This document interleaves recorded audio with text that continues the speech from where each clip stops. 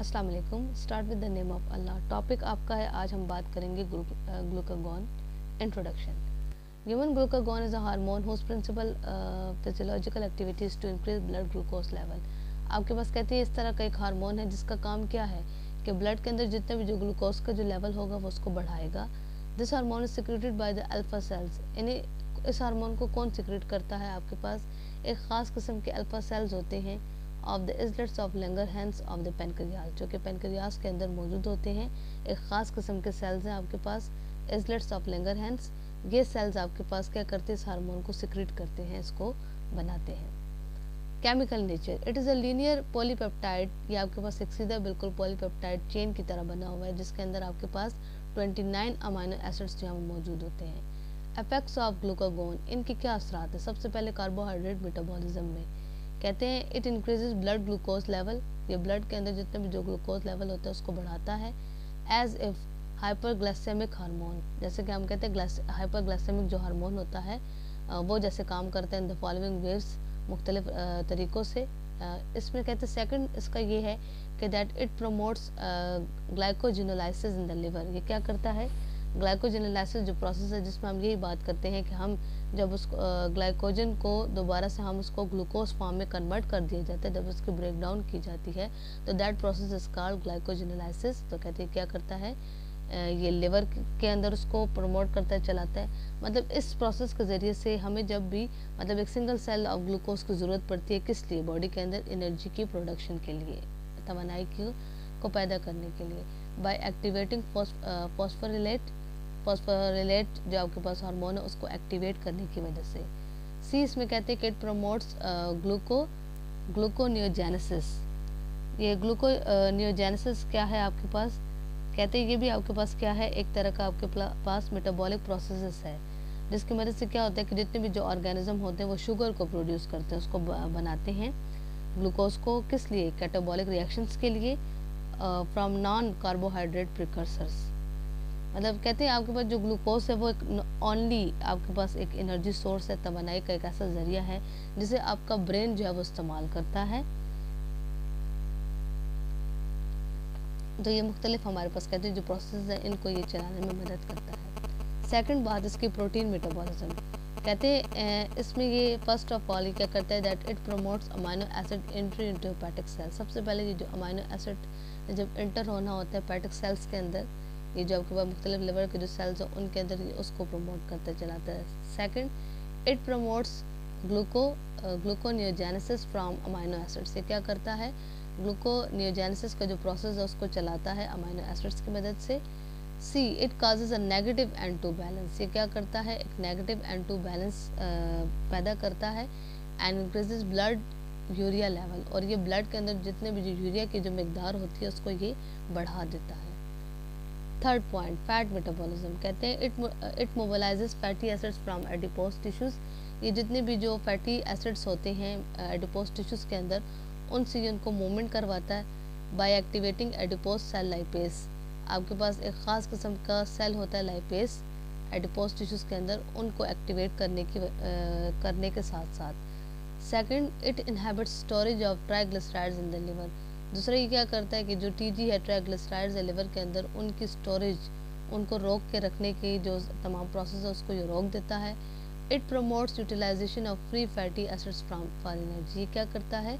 ये चलाता है हमारे पास जितने भी जो फ्री फैटी एसिड्स होते हैं उनका इस्तेमाल करना, किस लिए? तवानाई के सोर्सेज के लिए, ज़राए के लिए, तो इसको चलाता है। D it promotes gluconeogenesis from glycerol. ये क्या करता है? ग्लूकोनियोजेनेसिस का जो प्रोसेस है ग्लाइसरोल की मदद से ये उसको प्रमोट करता है, चलाता है। अदर इफेक्ट्स ऑफ ग्लूकागोन, दूसरे जिसके असरात हैं, कहते हैं it increases the strength of the heart. ये हार्ट की जो स्ट्रेंथ जो पावर है उसको बढ़ाता है। It enhances bile secretion. ये बाइल की जो सिक्रीशन है जो आपके पास मुख्तलिफ जो आपके पास रतुबात सिक्रीट होती हैं डाइजेशन के दौरान, खुराक के हाजमे के दौरान, इसको बढ़ाता है। It decreases gastric acid secretion. इसके साथ साथ जो आपके पास स्टमक के अंदर मुख्तलिफ जो सिक्रीशंस होती हैं उनके ये क्या कर देता है? उसमें कमी पैदा कर देता है। आज का लेक्चर आपका इन्हीं टॉपिक्स के अंदर है। अगर इसमें आपको कोई भी पॉइंट क्लियर नहीं है देन आप क्वेश्चंस कर ले। Thank you. अस्सलाम वालेकुम। Start with the name of Allah. जैसे कि हम पंजाई के बारे में डिस्कशन कर रहे थे, आज का टॉपिक हम बात करेंगे ईस्ट पर। ईस्ट हम खमीर को कहते हैं। इसका इंट्रोडक्शन क्या है आपके पास? कहते हैं east is a unicellular fungus that has a single nucleus. ये आपके पास एक यूनिसेलुलर फंगस है, सिंगल सेल से बना हुआ है और इसके अंदर आपके पास न्यूक्लियस भी सिंगल मौजूद होता है, एक है। Generally yeast cells are larger than bacteria.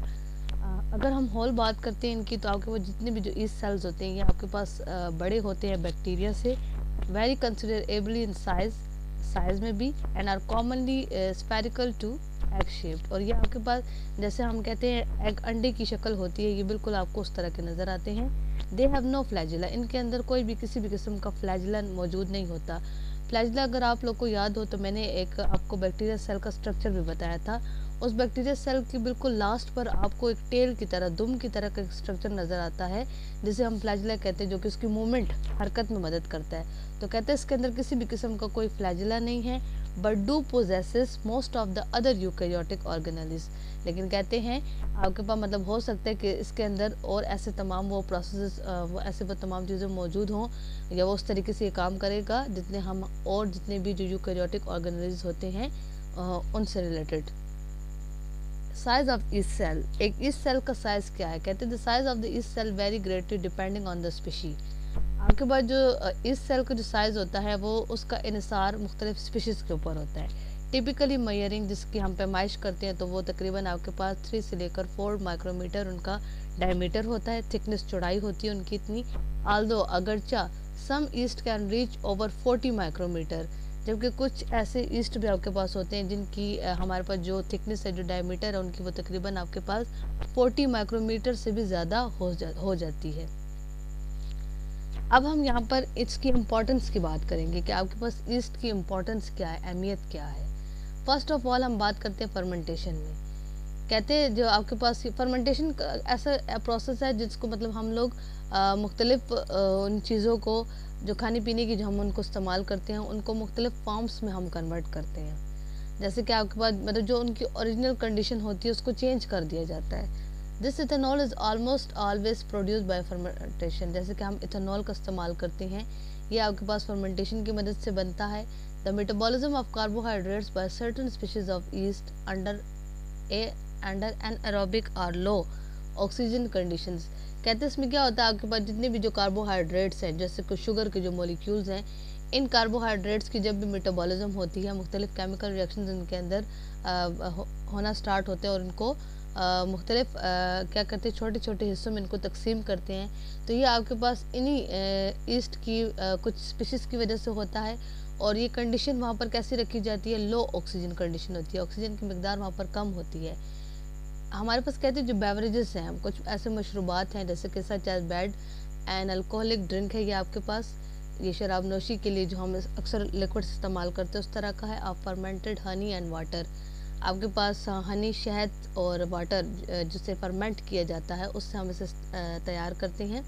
Wine है, बियर है, जितने भी जो डिस्टिल्ड स्पिरिट्स है, all used yeast at some stage of their production. तो कहते हैं इन तमाम चीज़ों को बनाने के लिए हम ईस्ट खमीर का इस्तेमाल करते हैं उनके कुछ स्टेजेस के अंदर, जो उनके प्रोडक्शन की, जो उनकी पैदावार के जो कुछ स्टेजेस होते हैं उनके अंदर हम उन्हें इस्तेमाल करवाते हैं। सेकंड हम बात करेंगे रिसर्च की। It is also extremely important as a model organism in modern cell biology research. कहते हैं ये आपके पास अहम है एक मॉडल ऑर्गेनिज्म के तौर पर आपके पास एक मॉडर्न सेल बायोलॉजी रिसर्च के अंदर, और इसको हम and is one of the most thoroughly research eukaryotic micro organism, और इसे आप एक सबसे अहम जिसके ऊपर तहकीक की गई है एक यूकैरियोटिक माइक्रो ऑर्गेनिज्म, आप इसको ये कह सकते हैं। थर्ड वन है बेकिंग। बेकिंग ये जो हम लोग पकाने के लिए जो चीज़ें इस्तेमाल करते हैं, जैसे कि yeast is used in baking as a leavening agent. तो कहते हैं जो बेकिंग जो पकने के लिए जो तैयार की जाती है जो चीज़ें, उनमें हम ईस्ट खमीर का इस्तेमाल करते हैं एक लिविंग एजेंट के तौर पर, जो कि मतलब उसको छोड़ जाए। Where it converts the food, जहाँ पर वो क्या करता है, तब्दील करता है खुराक को, या जितने भी जो फर्मेंटेबल शुगर्स होते हैं जो इस डव के अंदर मौजूद होते हैं उसको गैस में कन्वर्ट कर देते हैं, कार्बन डाइऑक्साइड की फॉर्म में। जैसे कि हम इसकी मिसाल मैं आपको दे दूं कि हम घरों में आटा जब हम लोग गूंथते हैं और उस आटे में अगर आप लोग क्या करते हैं, खमीर ऐड करते हैं, तो उस खमीर के ऐड करने की वजह से क्या होता है कि एकदम से आप देखते हो कि वो जो आपने डव बनाया होता है वो स्वेल अप हो जाता है, सूज जाता है, या उसके अंदर आपको मुख्तलिफ बबल्स की प्रोडक्शन जो है वो स्टार्ट होना आपको दिखाई देती है। तो कहती है क्यों होता है, this cause the dough to expand or rise as gas forms pockets or bubbles.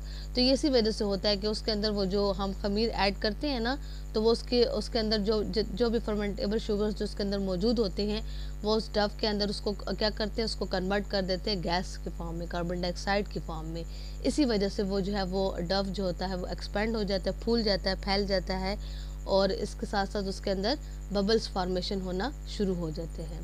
आज का लेक्चर आपका इन्हीं टॉपिक्स के अंदर है, इसी को हम इंशाल्लाह कंटिन्यू करेंगे। अगर इसमें आपको कोई भी पॉइंट क्लियर नहीं है देन आप क्वेश्चंस करें। Thank you. Packaging of pharmaceuticals, how to package the pharmaceutical products। हमने कैसे इसे पैकेज करना है, क्योंकि सबसे पहले जो है हम जब फार्मेसी का जिक्र करते हैं तो हम कहते हैं it's a art and science. तो साइंस और आर्ट को दोनों को जो है अपने साथ में लेकर चलना होता है। तो अगर किसी चीज़ को हमने पैकेज देना है तो उसका साइंस भी हमने नोट करना है ताकि हमारे साथ जो प्रोडक्ट्स है वो ख़राब ना हो। एंड प्लस आर्ट उसका ये होगा कि आगे जो हमारा पैशन है या जो कस्टमर्स है वो उससे जो है अट्रैक्टिव फील करे, वो अट्रैक्शंस हो उसमें। ठीक है।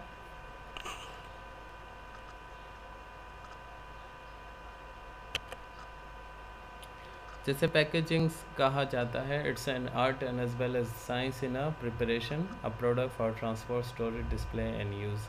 Suitable packaging is important for suitable purity, potency and stability of the product। Packaging क्यों इम्पोर्टेंट है?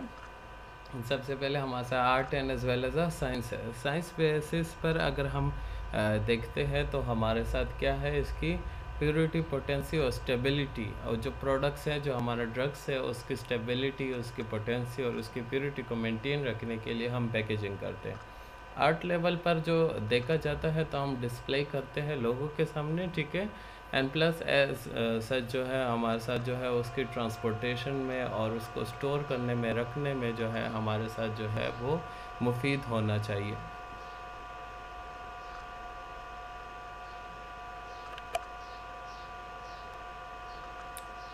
अब पैकेजिंग के हमारे साथ कुछ कंपोनेंट है लाइक कंटेनर, क्लोजर, कर्टन और outer and the box.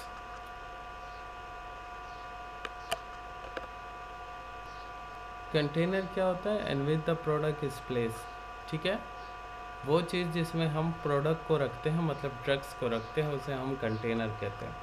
Like जैसे आपके साथ सिंपली जो बॉटल होता है सिरप के लिए, तो that's bottle is a container, ठीक है। ये बॉटल क्या कहलाया जाता है, हमारे साथ कंटेनर कहलाया जाता है जिसमें हम ड्रग्स को डाल रहे हैं, ठीक है।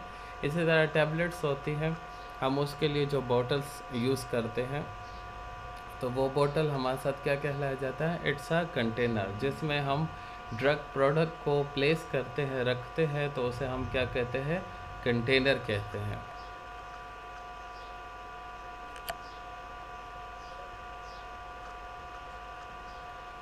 इसके बाद हमारे साथ आता है closure. Closure are use to seal the container to exclude the oxygen, carbon dioxide, moisture, bacteria and prevent the loss of the water and volatile substance from a product. Closures क्या करता है, जब हमारे साथ जो कंटेनर है, जो बोतल है, उसके ऊपर जो ढक्कन फिक्स किया जाता है, वो ढक्कन हमारे साथ क्या कहलाया जाता है, इट्स कॉल्ड अ क्लोजर्स, ठीक है। उस ढक्कन को हम क्या कहते हैं, क्लोजर कहते हैं। क्लोजर्स का काम क्या है, कंटेनर को सील करना, ठीक है। प्लस हमारे साथ जो इन्वायरमेंटल जो हमारे साथ मॉइस्चर्स है या डिफरेंट गैसेस वगैरह है, बैक्टीरियाज वगैरह है, उससे प्रिवेंट करने के लिए, ठीक है। बाज़ ड्रग जो है वो सेंसिटिव होते हैं एयर वगैरह से, तो उनसे प्रिवेंट करने के लिए जो है हम उसे क्या करते हैं, क्लोजर्स को यूज़ करते हैं, मतलब उस ढक्कन को यूज़ किया जाता है to seal the container, to seal the bottle.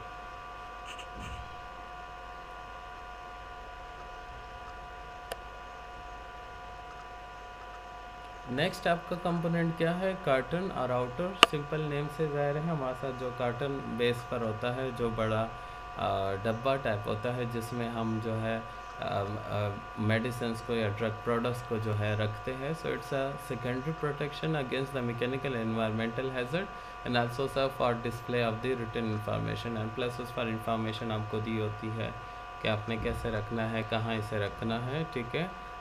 तो वो जो कार्टन होता है, सो जिसमें हम बड़ा कार्टन होता है जिसमें हम मेडिसिन रखते हैं, आउटर जिसे कहा जाता है, इन्वायरमेंटल हैजर्ड्स वगैरह से बचाने के लिए ड्रग्स को.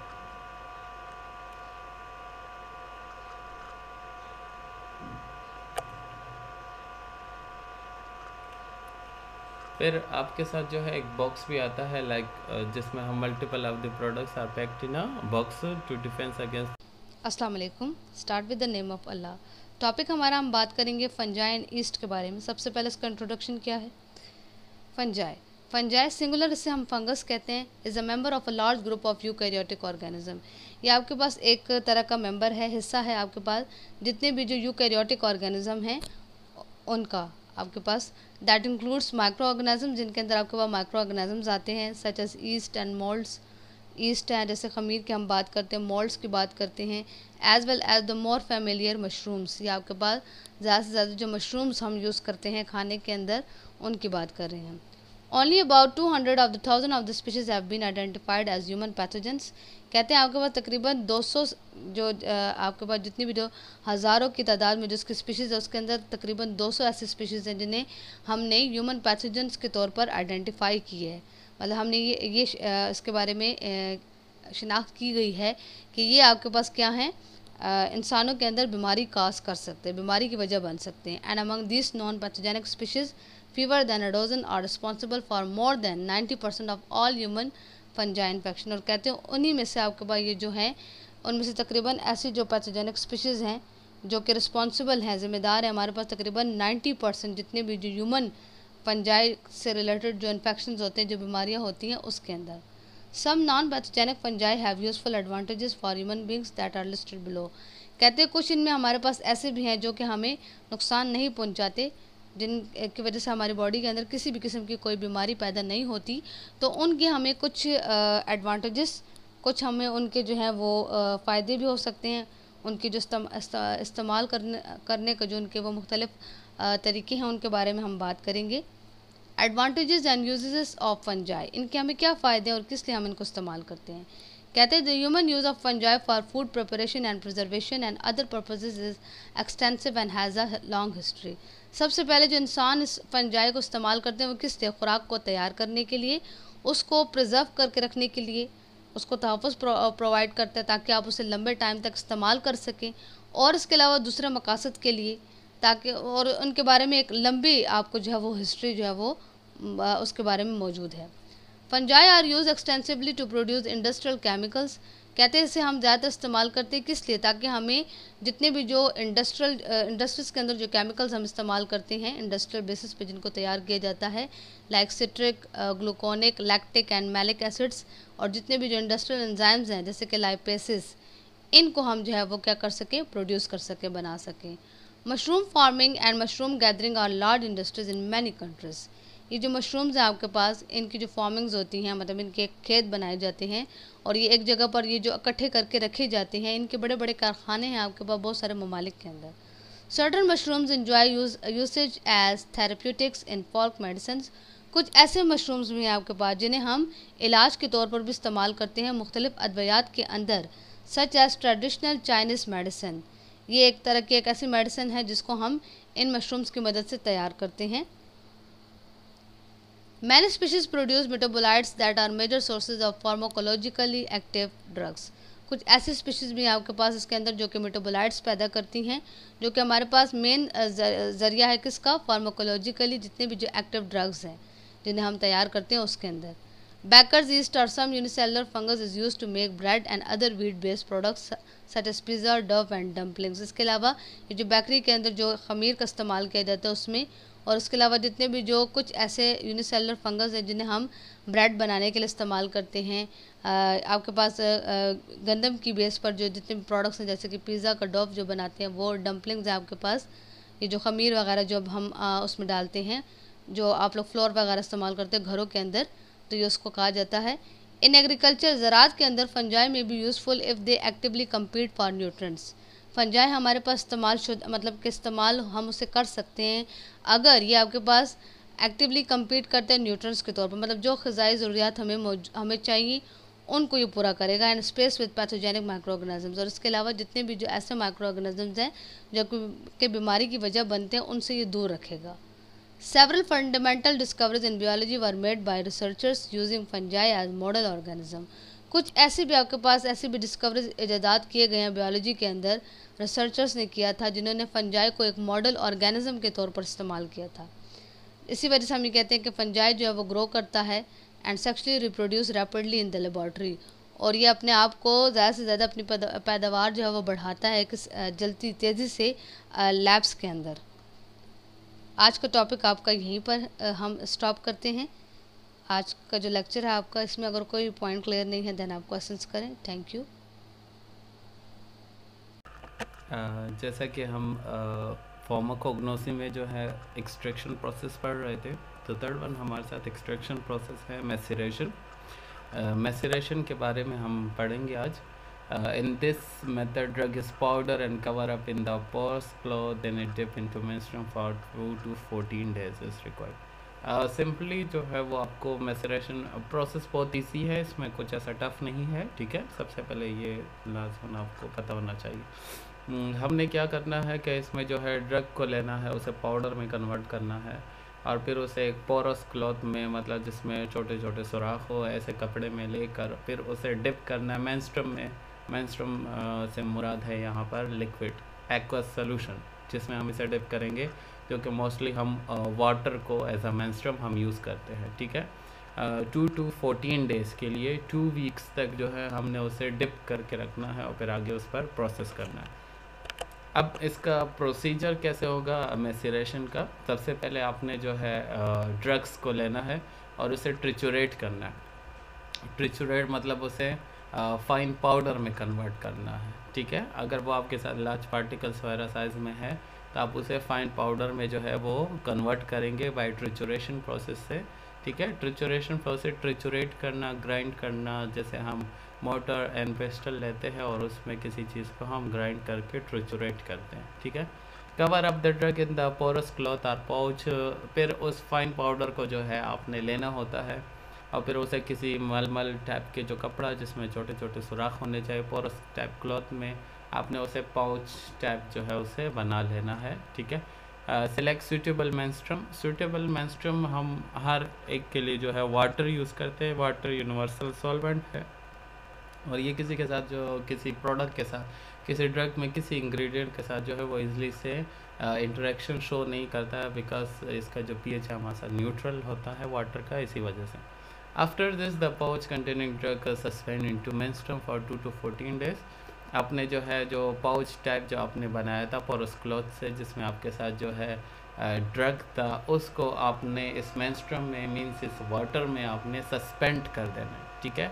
सस्पेंड कर देना, लटका देना है, ताकि वो उस वाटर में वो पाउच सिर्फ डिप रहे, ठीक है, 14 डेज़ तक, ठीक है। 2 to 14। अब ये 2 to 14 डेज़ इस वजह से कहा गया है कि बस ड्रग जो है वो स्लोली एंड ग्रेजुअली हमारे साथ जो है वो उसमें मेंस्ट्रुम में डिसॉल्व होने लगेंगे। बाद जो है वो जल्दी डिसॉल्व हो जाते हैं, लेकिन 14 डेज़ तक जब आप रखते हो तो आपको प्रॉपरली उस ड्रग जो आपने पाउडर फॉर्म है उस वो सब सारा का सारा उसमें जितने भी एक्टिव इंग्रेडिएंट हैं, जो भी एक्टिव प्रोडक्ट्स है, वो सारे आपके मेंस्ट्रुम में डिसॉल्व हो जाते हैं। अच्छा, the pouch is remove after the definite time, मतलब जब आपके साथ 14 डेज़ कंप्लीट हो जाते हैं उसके बाद आपने इसे रिमूव कर लेना है और फाइनली आपने फिर उस मेंस्ट्रुम में जो आपने वाटर लिया था, ठीक है, उसका वॉल्यूम जो है आपने क्या करना है, एक्सट्रैक्शन के लिए बराबर करना है, ठीक। तो हम जो है फिर उसका फाइनली वॉल्यूम बराबर करते हैं 100 ml तक, 200 ml तक, एज़ पर रिक्वायरमेंट जितनी आपको बताई जाती है। नेक्स्ट हमारे साथ जो आता है मैसेरेशन का वो है मल्टीपल और डबल मैसेरेशन। जैसे नाम को आपको जो है वो मोस्टली ज़ाहिर हो जाता है कि मल्टीपल और डबल मैसेरेशन हमारे साथ, मतलब मैसेरेशन प्रोसेस को 2 टाइम्स करना। कैसे करेंगे आगे जाकर पढ़ते हैं। अच्छा, मल्टीपल मैसेरेशन जो है इफ़ेक्टिव मेथड होता है, इम्पोर्टेंट प्रोसीजर है। बेसिक एम इसका क्या है, जो हमारे साथ मार्क में जो वेस्ट था, जो आपने पाउडर लिया है, ठीक है, ड्रग का, उससे आपने जितना मेंस्ट्रुम में वो निकलना था वो निकल गया। उसके बाद जो आपके साथ जो पाउडर रह गया है उस पाउच के अंदर, जब ये इससे पहले हमने मैसेरेशन प्रोसेस पढ़ा था, उस पाउच के अंदर जो हमारे साथ जो मटेरियल रह गया उसे हम मार्क कहते हैं, ठीक है।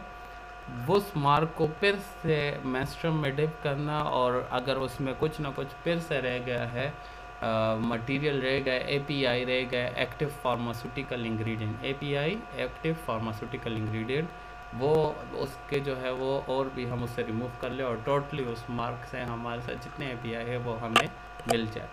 जैसे इसका प्रोसीजर जो है, हमारे साथ drugs are triturate to fine powder, उसी तरह आपने क्या करना है, जैसे सिंपल मैसेरेशन प्रोसेस में हम करते थे, तो इसका भी उसी तरह प्रोसेस है, थोड़ी बहुत चेंजेस है इसमें। सिर्फ आपने ड्रग को जो है सबसे पहले ट्रिचुरेट करना है मोटर एंड पेस्टर में, और उसे फाइन पाउडर में कन्वर्ट करना है। फिर इसे जो है पोरस क्लॉथ में जो है इस ड्रग को रखना है, और फिर सूटेबल मेंस्ट्रुम जो है वो सिलेक्ट है। सूटेबल मेंस्ट्रुम मतलब वाटर को हम यहाँ पर फिर से सिलेक्ट करेंगे, ठीक है। अल्कोहल वगैरह को भी सिलेक्ट किया जाता है, but I prefer a water. The menstruum is divided into 2 portion, A and B. अब देखिए यहाँ से थोड़ा प्रोसीजर जो है वो हमारे साथ चेंज हो जाता है। आपने मेंस्ट्रुम को क्या करना है, 2 में डिवाइड करना है, मतलब एक बीकर में अलग और दूसरे बीकर में आपने अलग लेना है। एक को आप ए नाम दे दे, दूसरे को आप बी नाम दे दे। सबसे पहले आपने क्या करना है, 2 to 14 डेज़ के लिए जो आपने जो प्रोसीजर था हमारे साथ मैसेरेशन था, उसी तरह इस पाउच को है डिप करना है, सस्पेंड करना है मेंस्ट्रुम ए में, जो एक पोर्शन आपने लिए था, सही है, स्पेसिफिक पीरियड ऑफ टाइम। फिर उसके बाद जब वो मेंस्ट्रुम ए में आपके साथ जो है डिप होगा, पीरियड ऑफ टाइम उसका गुजरेगा 14 डेज़, 2 to 14 डेज़ के बीच में, या 14 डेज़ के बाद आपका जो है ये टाइम गुजरने लगेगा। उसके बाद आपने इसे रिमूव करना है उस पाउच को, ठीक है, और जो मेंस्ट्रुम ए है उसे अलग से रख लेना है। उसके बाद क्या करना है, आपने जो आपका पाउच था जो आपने मेंस्ट्रुम ए से निकाला था, उसे फिर से आपने मेंस्ट्रुम बी में, जो मेंस्ट्रुम का आपने सेकंड पार्ट अलग रखा हुआ था, उस बीकर में, बीकर बी में आपने उसे डिप कर देना है स्पेसिफिक पीरियड ऑफ टाइम, मतलब वही 2 to 14 डेज़ तक, ठीक है। जब आप इसमें डिप कर दोगे और स्पेसिफिक टाइम गुजर जाएगा, उसके बाद आपने इस पाउच को रिमूव करना है, और जो मेंस्ट्रुम ए था हमारे साथ, ठीक, जो जिसमें हमने पाउच पहले डिप किया हुआ था वो, और ये जो बी वाला, इन दोनों को आपने लेना है और मिक्स करना है, ठीक। इन दोनों को लेकर मिक्स करना है, और फिर इसका वॉल्यूम जो है वो एडजस्ट करना है, अप टू 1000 ml तक आप एडजस्ट कर सकते हो। अब इसमें जो मेन मकसद ये है कि हमारे साथ मल्टीपल मैसेरेशन या डबल मैसेरेशन, जैसे मैंने आपको बताया कि नाम से हमें पता चलता है कि हम इसे 2 मरतबा मैसेरेशन के प्रोसेस को 2 मरतबा जो है वो रिपीट किया जाता है। Thank you.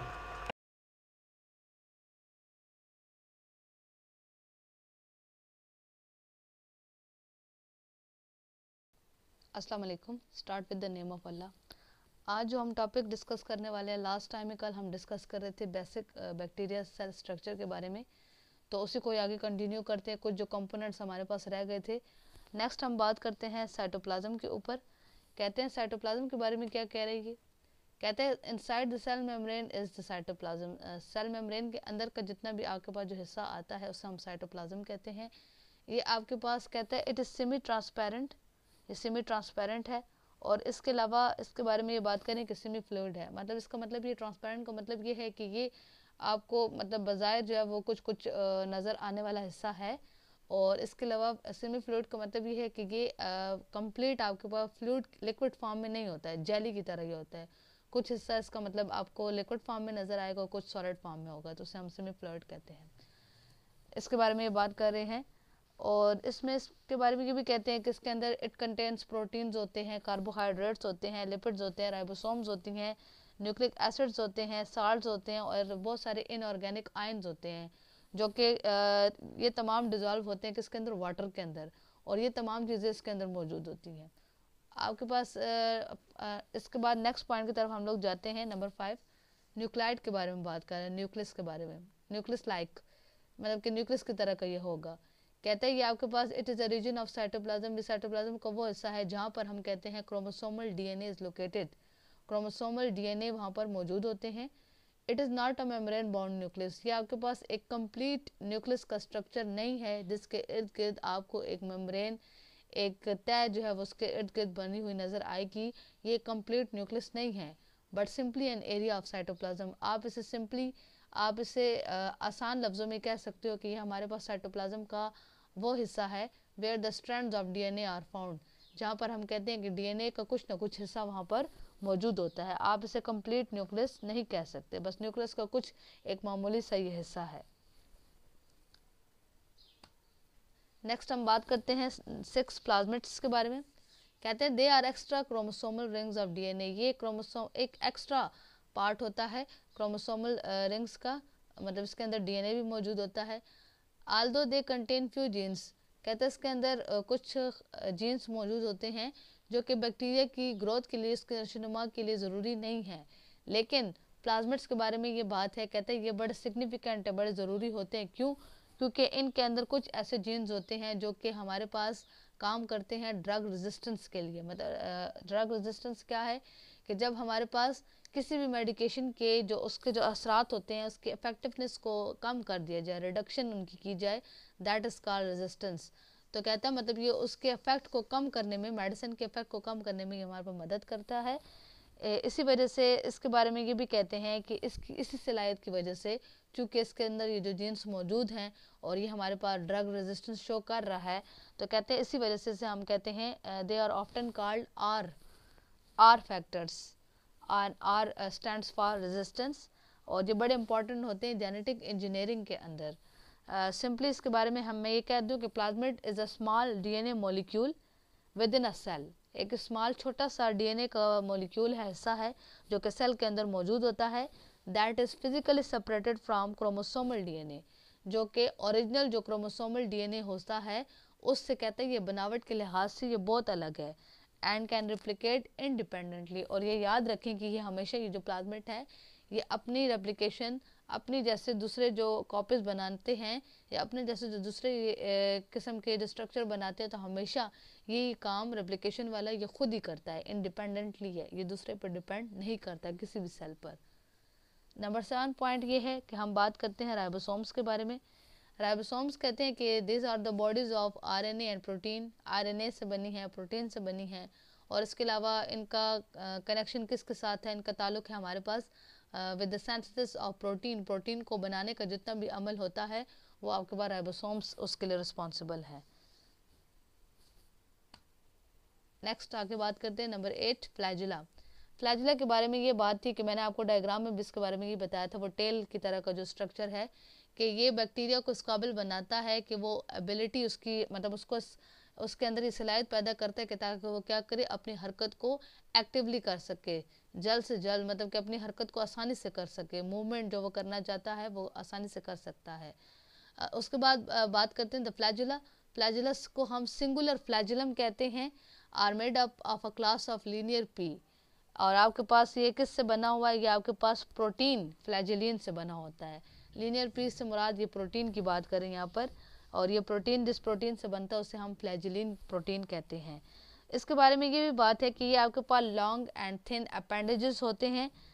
हमेशा ये याद रखें कि फ्री एट वन एंड, एक एंड से एक सिरा इनका बिल्कुल फ्री होता है, किसी के साथ वो अटैच नहीं होता, जबकि इनका जो दूसरा सिरा होता है, जो दूसरा पॉइंट है, वो हमेशा आपके साथ, आपके पास सेल की बॉडी के साथ अटैच होता है। जैसे कि आपने डायग्राम में देखा था, एक जो साइड था वो सेल के साथ अटैच था और बाकी जो दूसरा एंड था वो बिल्कुल फ्रीली मूव कर रहा था, तो ये ही इसकी मूवमेंट में इसको मदद करता है।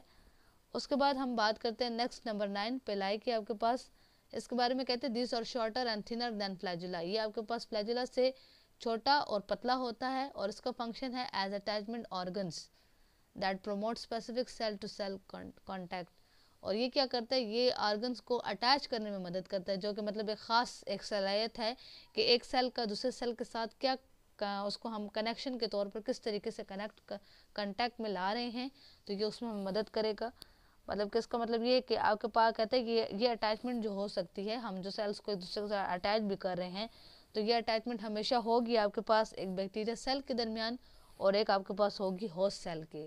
मतलब जिस सेल के ऊपर बैक्टीरिया सेल ने अटैक करना है वो उसके लिए होस्ट सेल हो जाएगा, और बैक्टीरिया जब अपने आप को उस सेल के साथ अटैचमेंट शो करेगा तो वो इसी पिलाई की मदद से करेगा।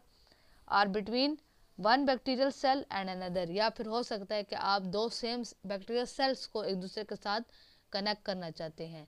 तो ये आपके पास मतलब ये कह रहा है कि या तो ये अटैचमेंट, या तो ये जो हम कनेक्शन का वो जो कर रहे हैं, अटैच कर रहे हैं सेल्स को, या तो ये दो अलग सेल्स भी हो सकते हैं, एक बैक्टीरिया सेल को आप होस्ट सेल के साथ अटैच करवा रहे हैं, या ये फिर हो सकता है कि आप दोनों अगर सेम ही सेल्स हैं बैक्टीरिया के तो आप उनको एक दूसरे के साथ अटैच करवा रहे हैं। थर्ड वन पे हम आगे नेक्स्ट पे हम बात करते हैं 10 पॉइंट।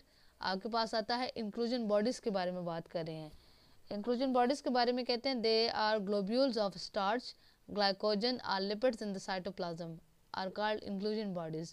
ग्लोब्यूल्स का मतलब होता है कि जब आप किसी भी small round particle of a substance, किसी भी चीज़ का एक ऐसा हिस्सा, उसको आप राउंडेड पार्टिकल गोल से हिस्से के अंदर आप उसको क्या कर रहे हो, कोटेड करके रख रहे हो, तो वो उसके जैसे कि ड्रॉपलेट्स होते हैं, छोटे छोटे ज़रात जो होते हैं, तो ये आपके पास ग्लोब्यूल्स हैं। तो कहते हैं इंक्लूजन बॉडीज़ बेसिकली हमारे पास वो ग्लोब्यूल्स हैं, स्टार्च के होते हैं, ग्लाइकोजन के होते हैं, लिपिड्स के होते हैं साइटोप्लाज्म के अंदर, इन्हें हम इंक्लूजन बॉडीज़ कहते हैं। और बेसिकली इनका काम क्या है, ये अपने ये खुराक को, ये तमाम जितनी भी जो न्यूट्रिएंट्स होती हैं उनको महफूज करके रखती हैं, तब for the periods of starvation, जब किल्लत हो, मतलब कि जब खुराक की किल्लत हो सेल के लिए, मतलब उसके लिए ऐसी कंडीशंस है कि वो अपनी खुराक तैयार नहीं कर पाता, तो तब ये उस वक्त ये इंक्लूजन बॉडीज़ क्या करेंगी, जो भी न्यूट्रिएंट्स इसने स्टोर किए होंगे सेल उनको आसानी से यूज़ कर सकता है, इस्तेमाल कर सकता है। इन्हें हम sometimes these are called elementary bodies भी कहते हैं, और न्यूक्लियर और cytoplasmic aggregates of stable substances, इन्हें बहुत सारे नामों से इंडिकेट किया जा सकता है। 11 पॉइंट में बात करते हैं हम लोग सेल इन्वेलप की तरफ आते हैं। कहते हैं सम माइक्रोबायोलॉजिस्ट, कुछ माइक्रोबायोलॉजिस्ट ऐसे हैं जो कि सेल मेम्ब्रेन को, सेल वॉल को और कैप्सूल, इन तीनों इन कंपोनेंट्स को कंबाइन करते हैं, कंबाइन इनको एक ही नाम देते हैं, और वो है आपके पास cell envelope.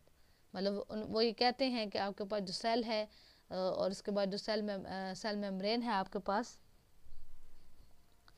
Cell membrane, cell wall और कैप्सूल, ये तीनों एक ही हैं, इनको हम एक ही मतलब कि हम इनको एक नाम से भी इंडिकेट कर सकते हैं, वो आपके पास है सेल इन्वेलप। तो यहाँ तक आपकी टॉपिक एंड हो गया, कंप्लीट हो गया बिल्कुल सारे टॉपिक आपका, जो बेसिक बैक्टीरियल सेलुलर स्ट्रक्चर्स के जो हम बात कर रहे थे, वो तमाम कंपोनेंट्स हमने डिस्कस कर लिए, वो तमाम हिस्से हैं जो कि बैक्टीरिया के सेल के अंदर मौजूद होते हैं। यहाँ पे अगर आपको कोई भी पॉइंट क्लियर नहीं है देन क्वेश्चंस कर ले। Thank you. अस्सलाम वालेकुम। Start with the name of अल्लाह।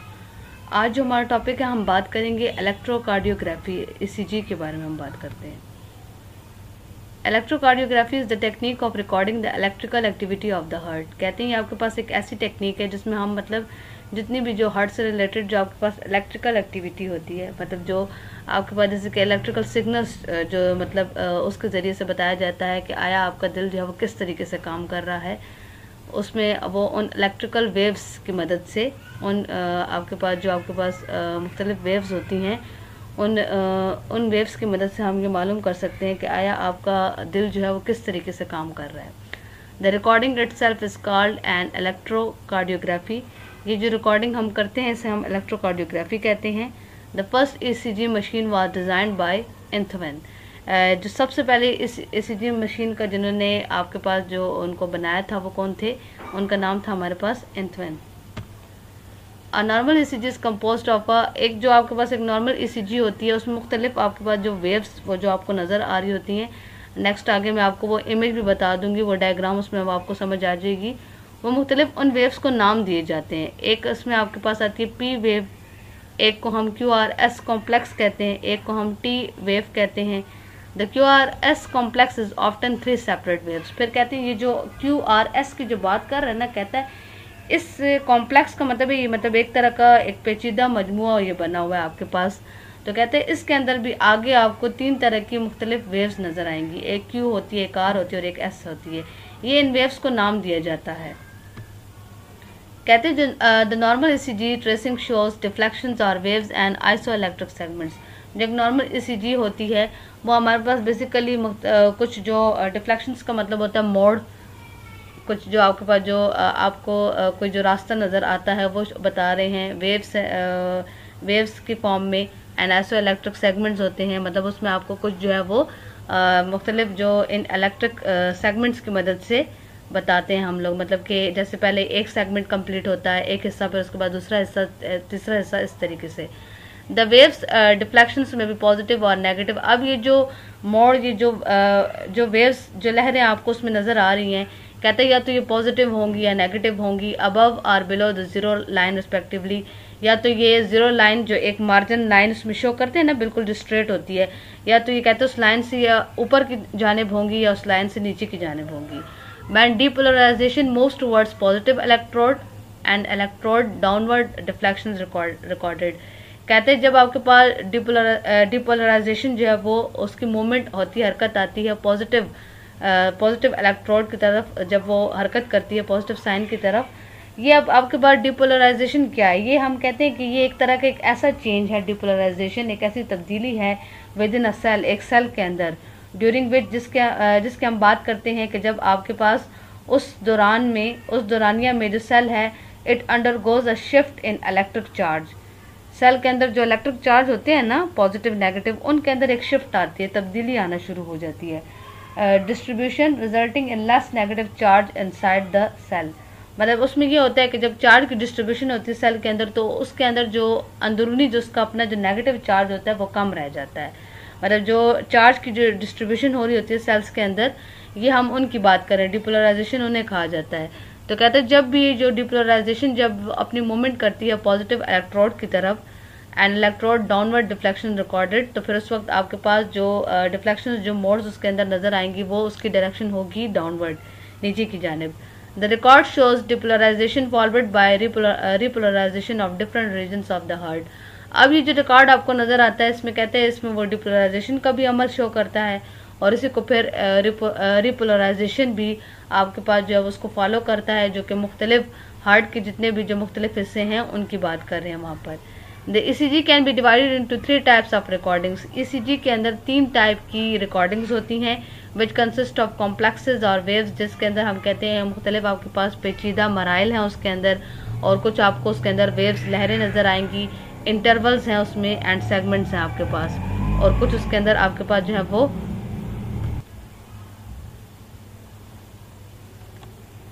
तो ये हम ये बात कर रहे थे कि आपके पास जो ECG है उसको मुख्तलिफ 3 टाइप्स की रिकॉर्डिंग्स के अंदर डिवाइड किया जाता है, तकसीम किया जाता है, जिसमें हम ये बात करते हैं कि मुख्तलिफ उसके अंदर कॉम्प्लेक्सेस भी आते हैं, वेव्स हैं, लहरें, उसके अंदर कुछ इंटरवल्स आपको नजर आएंगे, और कुछ उसके अंदर सेगमेंट्स होंगे। अब वो ये आपको आगे मैं इमेज में बताती हूँ क्या है।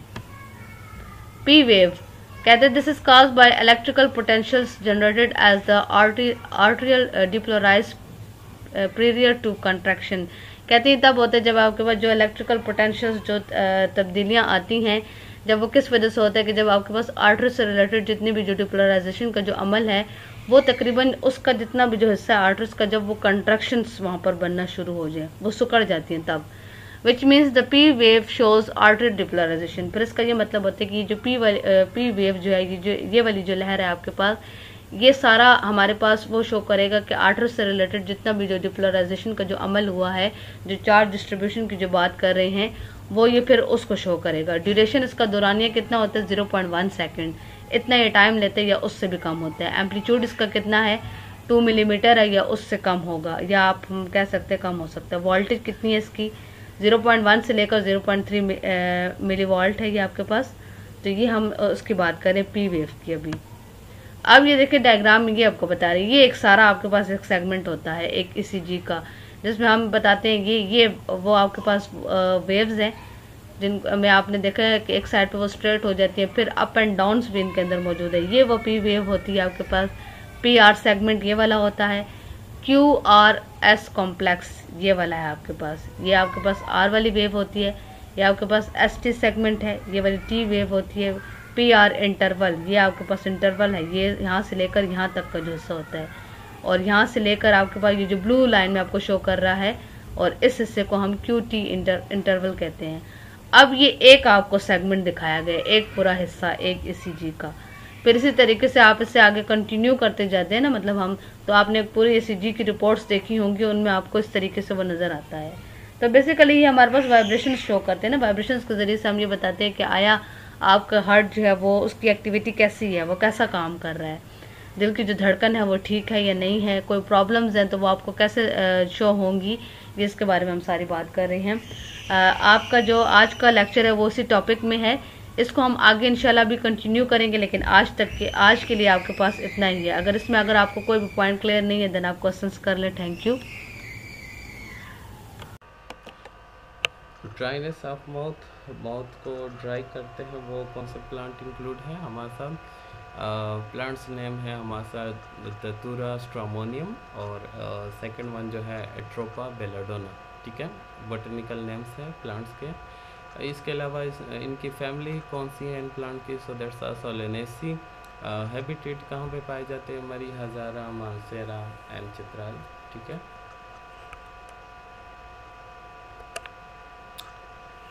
अच्छा, टॉक्सिकोलॉजी, अब हमारे साथ कौन से ऐसे टॉक्सिक इसमें पाए जाते हैं जिसकी वजह से हमारे साथ जो है ड्राइनेस ऑफ माउथ होती है?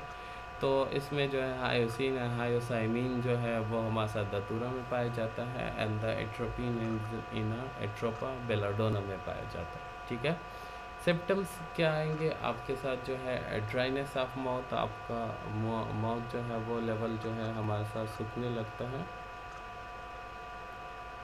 इसके अलावा जो है हमारे साथ आई साइट वीक होने लगती है, ठीक है, वीकनेस आने लगती है, फेटीक होने लगता है, बंदा जो है वो थकावट महसूस करता है, डिसेप्निया जो है वो हो सकता है, मतलब आपको जो है रिस्पायरेटरी में डिप्रेशन हो सकती है सिंपली, ठीक है, सांस लेने में जो है वो आपको दुश्वारी हो सकती है, so it's called dyspnoea. Muscular weakness, आपके मसल्स वगैरह भी वीक। नेक्स्ट आपके साथ जो होता प्लांट टॉक्सिक जो गैस्ट्रिक मिकोजा, आपका गैस्ट्रिक मिकोजा, आपके जो गैस्ट्रिक वॉल्व आ रहा है उस पर क्या जो है वो आपके साथ हो सकता है? तो उसके साथ लिए हमारे साथ दो प्लांट्स रिस्पॉन्सिबल हैं यहाँ पर, जिसकी बोटेनिकल नेम है नार्सिसस टेजिका एंड एमेरेलिस, ठीक है, ये अलग अलग दो प्लांट हैं। फैमिली इनकी क्या है? एमेरेलिडेसी। हैबिटेट इनके कहाँ पे पाए जाते हैं? गिलगित, स्वात, पंजाब एंड सिंध में आपके साथ। टॉक्सिसिटी किस वजह से गैस्ट्रिक मिकोजा की होती है? So it's responsible of the alkaloids. Alkaloids हमारे साथ नेचुरल बेसिस सब्सटेंस होते हैं जिसमें हमारे साथ नाइट्रोजन ज़्यादातर जो है वो पाया जाता है।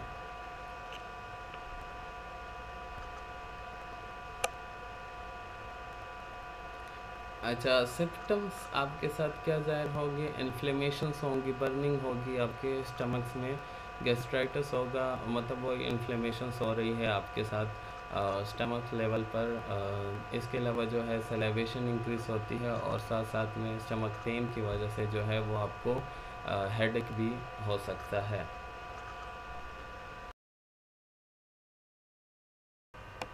अब सबसे पहले आपके साथ माउथ या ओरल कैविटी में जो टॉक्सिसिटी क्रिएट करते हैं तो उनमें हमारे साथ कौन से प्लांट इंक्लूड है? जिसका प्लांट का नेम आपके साथ बोटेनिकल नेम उसका क्या है? एरिसेमिया ट्राइफिलिया, कोलोकेसिया एस्क्लुएंटा, ठीक है। ये दो प्लांट्स जो है आपके साथ ओरल कैविटी की टॉक्सिसिटी क्रिएट कर सकते हैं। इनकी फैमिली क्या है? एरियासी फैमिली है। हैबिटेट मतलब कहाँ पे पाए जाते हैं? लाइक आपके साथ सिंध, स्वात, एयूबिया एंड नथिया गली में जो है आपको इजली से ये प्लांट मिल सकते हैं।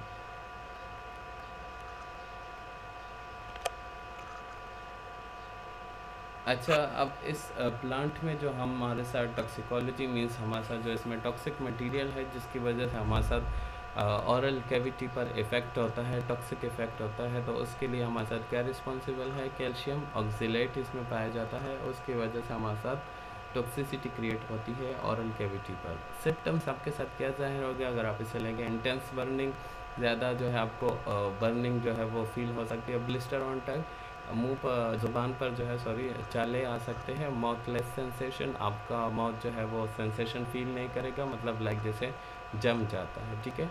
डर्मेटाइटिस, स्किन्स वगैरह के साथ अगर टचिंग होती है इन प्लांट्स के तो हमारे साथ क्या होगा, आपको इन्फ्लेमेशन होगी आपकी स्किन पर, इंक्रीज सलाइवेशन, इसके अलावा जो है आपकी सलाइवा जो है वो थूक ज़्यादा पैदा होगी, एंड लॉस ऑफ वॉइस भी हो सकती है, आपकी आवाज़ भी जो है वो ख़त्म हो जाती है for a being of a time.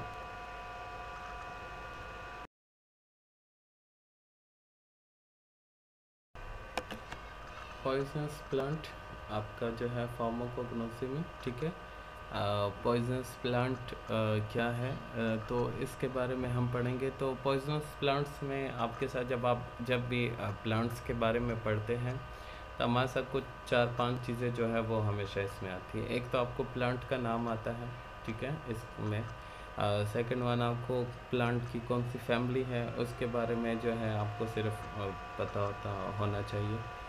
Third one, habitat, वो कहाँ पे पाए जाते हैं, ठीक है। उसके अलावा जो है हमारे साथ कौन सी चीज़ जो है वो इसमें टॉक्सिसिटी कॉज कर रही है, उसका क्या नाम है। और 5वें नंबर पर आपके साथ अगर टॉक्सिसिटी कॉज हो रही है तो हमारे साथ कौन से सिम्टम्स आ सकते हैं। तो जब आप पॉइजनस प्लांट में पढ़ोगे तो बहुत इजी है, सिर्फ आपको जो है ये सेम जो है वो जस्ट मैं कह सकता हूँ कि ये आप इसे रटलाइजेशन वाला प्रोसेस कह सकते हैं कि आप ये इसके नाम, क्योंकि अगर नाम आते हैं तो वो आपने रटा करने होते हैं, अगर इसकी फैमिली है तो वो भी आपने इसके लिए रटा करनी होती है। इसके अलावा इसके हैबिटेट वगैरह, इसी तरह जो सिम्टम्स हैं हमारे साथ, और इसकी टॉक्सिसिटी लेवल है, ठीक है। तो नाउ पढ़ते हैं क्या आता है हमारे साथ पॉइजनस प्लांट में।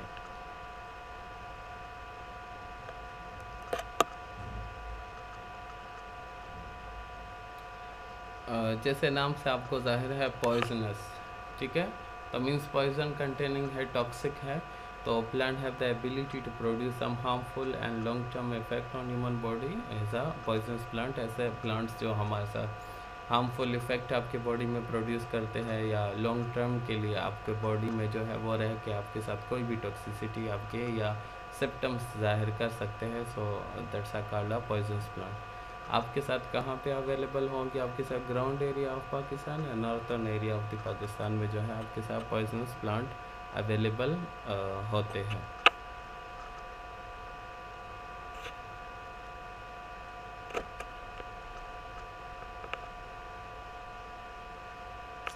अब पॉइजनस प्लांट्स को जो है हमारे साथ क्लासिफाई किया गया है 4 में।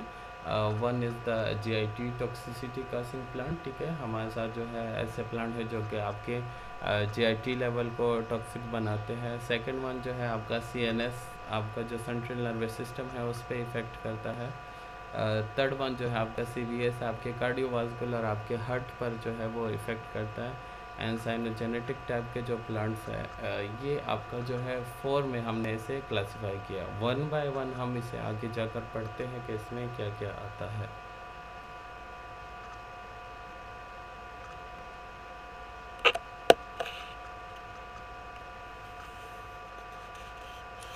अब प्लांट का से GIT टॉक्सिसिटी फिर फर्दर हमारे साथ जो है वो 4 में क्लासिफाई हुए हैं अकॉर्डिंग टू द प्लांट के, ठीक है। तो क्या है, नंबर 1 जो है आपके साथ माउथ या ऑरल कैविटी में आपके साथ टॉक्सिसिटी काज कर सकते हैं, वो कौन से प्लांट है।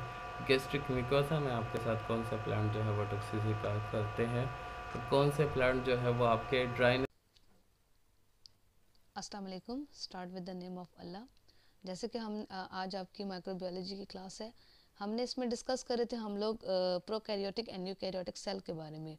लास्ट जो आपका टॉपिक था वो यही था, उसी को आगे कंटिन्यू करते हैं, उसी में सारे टॉपिक्स हैं आपके पास। आज हम बात करेंगे, एक टॉपिक है आपके पास बैक्टीरियल एंडोस्पोर के बारे में। ये क्या है, सबसे पहले इसका इंट्रोडक्शन हम लोग देखते हैं। बैक्टीरियल एंडोस्पोर के बारे में कहते हैं कि कुछ बैक्टीरिया ऐसे होते हैं जो कि जिनके अंदर ये एंडोस्पोर होता है, और जो बैक्टीरिया इसको बनाते हैं उसे हम कहते हैं एंडोस्पोरिक बैक्टीरिया होते हैं। क्यों? क्योंकि ये हमेशा सेल के अंदर जो है वो इनसाइड द सेल ये हमेशा ये स्पोर अपने पास वो बैक्टीरिया बनाते हैं। एंडोस्पोर इज फॉर्म्ड, और कहते हैं ये तभी बनता है जब आपके पास एनवायरनमेंट जो है वो सूटेबल ना हो, माहौल जो है वो इस काबिल ना हो बैक्टीरिया के लिए कि वो आसानी से अपनी क्या कर सके, वहाँ पर रिप्रोडक्शन कर सके, मतलब वो अपने जैसे और सेल्स बना सके। बेसिकली हमारे पास ये एंडोस्पोर एक डोरमेंट होता है, टफ सा है, हार्ड सा स्ट्रक्चर होता है इसका, नॉन रिप्रोडक्टिव स्ट्रक्चर सेल्स का होता है, सीड की तरह ये होता है, जैसे बीज आपके पास है बिल्कुल इस तरीके से बनता है। ये मोस्टली बैक्टीरिया उन हालातों में बनाते हैं, कुछ बैक्टीरिया की स्पीशीज़ इनको बनाती हैं, मोस्टली हमारे पास ग्राम नेगेटिव बैक्टीरिया की स्पीशीज़ होती हैं वो इनको बनाती हैं। ये तब बनता है जब बैक्टीरिया के लिए ऐसी सूरत हाल पैदा हो जाए, ऐसा इन्वायरमेंट हम उसको दे दें, जैसे कि लाइक हाई टेम्परेचर है बहुत ज़्यादा आप उसको फ्रीजिंग पॉइंट पे वो कर रहे हो, या मतलब ऐसा उसके लिए कंडीशन आप उसको दे रहे हो जो उसके लिए टॉलरेबल ना हो, मतलब वो उसको बर्दाश्त ना कर सकता हो। तो फिर इस सूरत हाल में क्या करते हैं, ये बैक्टीरिया इनके अंदर सलाहियत होती है कि अपने अंदर स्पोर्स बनाना शुरू कर देते हैं, ताकि वो आसानी से उस माहौल में भी अपने आप को क्या कर सकें, अपने जो रिप्रोडक्शन है, अपना जो उनका अमल है आगे बढ़ने का, वो उसको कंटिन्यू कर सकें। इस एंडोस्पोर के अंदर हमारे पास बैक्टीरिया का डीएनए भी होता है, राइबोसोम्स भी होते हैं, और इसके अलावा लार्ज अमाउंट ऑफ डिपोकोलेनिक एसिड, एक ख़ास किस्म का इसके अंदर एसिड होता है, डिपोकोलेनिक एसिड जिसे कहा जा रहा है। ये हमारे पास स्पोर स्पेसिफिक केमिकल है, मतलब कि ये एंडोस्पोर के अंदर ये एबिलिटी को शो करता है कि वो अपनी डॉर्मेंसी को मेंटेन करे, मतलब कि वो जो उसका है ना, मतलब कि वो इन तमाम हार्श कंडीशंस के अंदर अपने आप को किस तरीके से मेंटेन करेगा, वो इस सलाहियत को बढ़ाकर वो उसको बताएगा ये एसिड। इसके अलावा हम ये कहते हैं ये केमिकल हमारे पास it accounts for up to 10% of the spore dry weight. तकरीबन हमारे पास एक स्पोर का एक दाने का जितना खुश्क आपके पास उसका वज़न होता है, उसका 10% है हमारे पास। इसके अलावा एक और बात कि एंडोस्पोर हमेशा कहते हैं ये सर्वाइव कर सकते हैं विदाउट न्यूट्रंस, इनको न्यूट्रंस की ज़रूरत नहीं पड़ती, ग़िज़ा की ज़रूरत नहीं है इन स्पोर्स को। और इसके अलावा they are resistance to ultraviolet radiation, desiccation, high temperature, extreme freezing and chemical disinfectants. मतलब वही बात कर रहा है कि ये इन तमाम चीज़ों के खिलाफ अपनी रेजिस्टेंस शो कर सकता है, मतलब कि जब जो बैक्टीरिया अपने अंदर ये एंडोस्पोर्स बनाते हैं, स्पोर्स बनाते हैं, तो वो आसानी से इन तमाम मुश्किल हालात में अपनी जो है वो अपनी सर्वाइवल जो है वो अपनी रिप्रोडक्शन जो है वो आसानी से कर सकते हैं ये बैक्टीरिया। नेक्स्ट हम बात करते हैं आपका टॉपिक है यूकैरियोटिक सेल के बारे में हम बात करेंगे। लास्ट हमने बात की थी प्रोकैरियोटिक के बारे में। यूकैरियोटिक सेल्स के बारे में कहते हैं कि जितने भी माइक्रोबियल सेल्स होते हैं यूकैरियोटिक वाले, उनमें साइटोप्लाज्मिक मेम्ब्रेन होता है, न्यूक्लियस होता है, माइटोकॉन्ड्रिया होता है, एंडोप्लाज्मिक रेटिक्यूलम भी होता है, गोल्जी ऑपरेटस है, वैक्यूल्स एंड साइटोस्केलेटन है। ये जिनके मैं नाम पढ़ रही हूँ ये आपके पास ऑर्गेनेलिज होते हैं, मतलब ये वो छोटे छोटे हिस्से होते हैं जो कि सेल के अंदर अपना मुख्तलिफ फंक्शन करते हैं। एक सेल वॉल और लोकोमोटर अपेंडेजेस, जैसे कि आपके पास लोकोमोटर अपेंडेजेस क्या होंगे, जो कि मूवमेंट में मदद करते हैं सेल की। इसमें आपके पास आता है सीलिया है, फ्लैजिला है, लास्ट टाइम हमने फ्लैजिला डिस्कस भी किया था। इसी तरीके से सीलिया भी एक स्ट्रक्चर होता है, हेयर्स लाइक बालों की तरह का छोटा छोटा स्ट्रक्चर होता है, ये भी सेल की आउटर मेम्ब्रेन पर अक्सर आपको नज़र आएगा, कुछ बैक्टीरिया के अंदर ये भी पाए जाते हैं। क्लोरोप्लास्ट हैं एंड ग्लाइकोकैलिक्स, कहते हैं ये पाए जाते हैं, are found in some groups. कुछ ग्राम नेगेटिव बैक्टीरिया के स्पीशीज़ के अंदर आपको ये चीज़ भी नज़र आएगी। ज़्यादा मतलब कुछ का आपके पास स्ट्रक्चर चेंज होता है, कुछ के अंदर ये चीज़ें होती हैं और कुछ बैक्टीरिया के अंदर ये चीज़ें मौजूद नहीं होती। नेक्स्ट हम बात करते हैं सरफेस स्ट्रक्चर्स की। कहता है आपके पास इसके अंदर भी 3 बेसिक लेयर्स हैं, 3 इंपॉर्टेंट चीज़ें हैं। पहला हम बात करते हैं ग्लाइकोकैलिक्स की। ये एक आउटर मोस्ट बाउंड्री है, सबसे पहले आने वाली एक तय बनी होती है सेल के बाहर, जिसका क्या होता है that comes in direct contact with environment, माहौल के साथ इसका डायरेक्ट कनेक्शन है, ठीक है। उसके बाद ये सरफेस, ये जो स्ट्रक्चर होता है हमारे पास ग्लाइकोकैलिक्स का, ये मोस्टली हमारे पास बना होता है किससे, पॉलीसेकेराइड से बना होता है, शुगर के मॉलिक्यूल से ये बना हुआ है।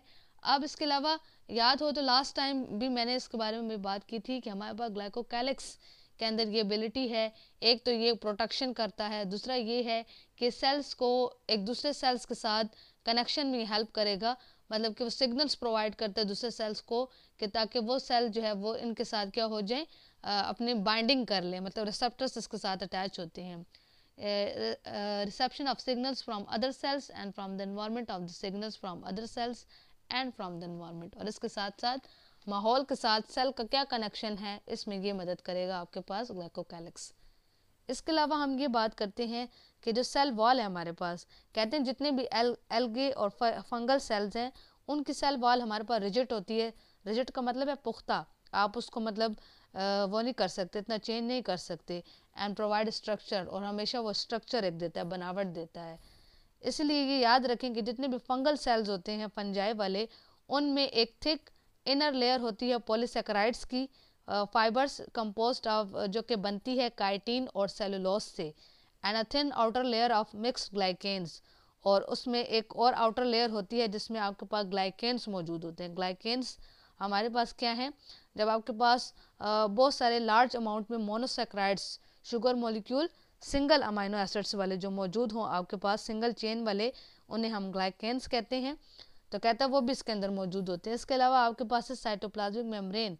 कहता है जो यूकैरियोटिक सेल्स हैं उनकी जो साइटोप्लाज्मिक मेम्ब्रेन होती है is a typical by layer of lipids, मतलब कि लिपिड्स फैटी एसिड्स के दो तहों पर मुश्तमिल होती है, दो लेयर्स इसकी बनी होती हैं।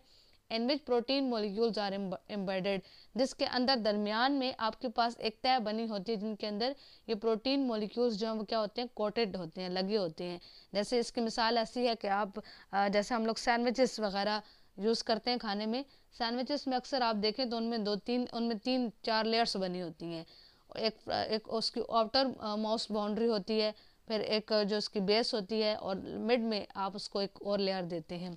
तो इसी तरीके से कहता है इसका स्ट्रक्चर भी बिल्कुल ऐसा होता है। साइटोप्लाज्मिक मेम्ब्रेन, जितनी भी यूकैरियोटिक सेल्स हैं उनके अंदर साइटोप्लाज्मिक मेम्ब्रेन का भी स्ट्रक्चर बिल्कुल ऐसा होता है।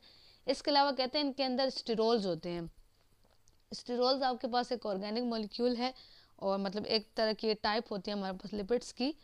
तो कहते हैं कि छोटे छोटे स्टिरोल्स मॉलिक्यूल्स भी आपको इसके अंदर नज़र आएंगे cytoplasmic membrane of eukaryotic cell के अंदर।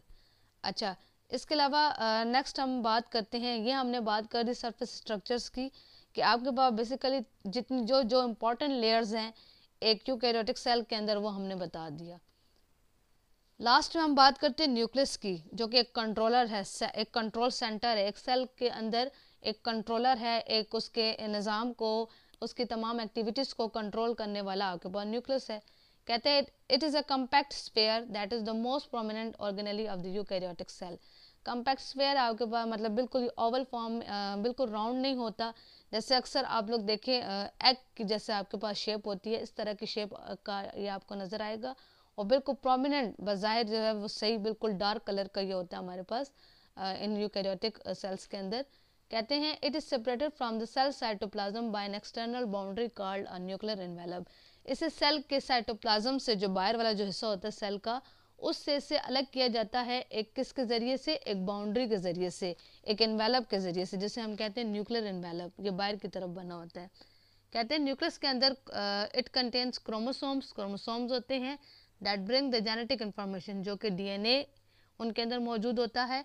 In the nucleus nucleus produce, इसी तरह न्यूक्लियस के अंदर जो छोटे छोटे हिस्से हैं जिसे हम कहते हैं न्यूक्लियस, कहते हैं ये क्या करते हैं, कुछ और कंपोनेंट्स को प्रोड्यूस करते हैं, कुछ और हिस्से ये बनाते हैं जिनको हम इस्तेमाल करते हैं किसके लिए, that are use to build protein, जिनको आगे सेल के लिए हम प्रोटीन बनाने के लिए इस्तेमाल करते हैं। अब ये जो यहाँ पर हमने न्यूक्लियस की बात की ना, तो ये हम लोग ये बता रहे हैं कि हमारे पास जितने भी यूकैरियोटिक सेल्स हैं उनमें हमारे पास जो न्यूक्लियस वगैरह मौजूद होता है। तो न्यूक्लियस का काम बेसिकली क्या है, बस आप लोग ये याद रखें कि न्यूक्लियस हमारे पास क्या है, it act like a master of the cell, मतलब ये मास्टर के तौर पर काम करता है, मास्टर माइंड है, तमाम एक्टिविटीज़ को उसकी कंट्रोल करता है। इसी तरह न्यूक्लियस के अंदर डीएनए क्रोमोसोम्स होते हैं, क्रोमोसोम्स के अंदर डीएनए है, उसका सारा काम क्या है, जेनेटिक इन्फॉर्मेशंस को ट्रांसफ़र करना, जीन से रिलेटेड जीन्स इसके अंदर कोटेड होते हैं कि आपके पास किस तरीके से एक सेल की जो भी खसूसियात होंगी, जो भी उसकी क्वालिटीज़ होंगी, वो आगे दूसरे सेल के अंदर कैसे ट्रांसफ़र करेंगे, तो वो तमाम आपके पास जेनेटिक इन्फॉर्मेशन के थ्रू होता है, और वो काम होता है आपके कौन करता है, न्यूक्लियस करता है। यहाँ तक आपका ये टॉपिक जो है वो एंड हो गया है, और आगे और भी इसमें हम बात करेंगे, और जो ऑर्गेनेलिज़ हैं उनको थोड़ा सा बहुत डिस्कस करेंगे इसके अंदर। बस यहाँ तक आपके पास आज हम इसी पे बात करेंगे। अगर इसमें कोई पॉइंट आपको क्लियर नहीं है तो आप क्वेश्चंस कर लें, और कोशिश ये किया करें आप लोग कि क्वेश्चंस आप लोग अपनी क्लास की टाइमिंग के अंदर ही कर दिया करें, क्योंकि अक्सर ऐसा होता है कि टाइम ऑफ हो जाता है, आप लोग के क्वेश्चंस रह जाते हैं, या बाज़ औक़ात हम लोग आंसर देते देते बीच में आप लोग के स्किप हो जाते हैं।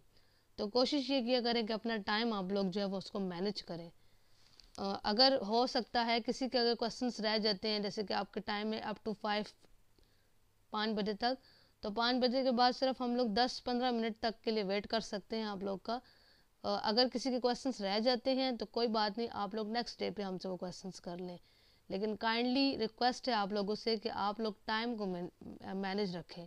टाइमिंग आपकी 2 से 5 तक है, तो उसी टाइम के दौरान आप लोग ठीक है, हमें पता है कि वीडियो अपलोड करने में भी टाइम लगता है और वीडियो को डाउनलोड होने में भी टाइम लगता है, तो कोशिश किया करें कि आप उसको विद इन टाइम के अंदर ही करें। बाकी हम जो कोई आंसर्स ना दे सकें या कोई आपके क्वेश्चंस रह जाएं हमसे, तो हम उसके लिए माजरत करते हैं, लेकिन कोशिश करें कि आप लोग भी इसको मेंटेन करें। Thank you.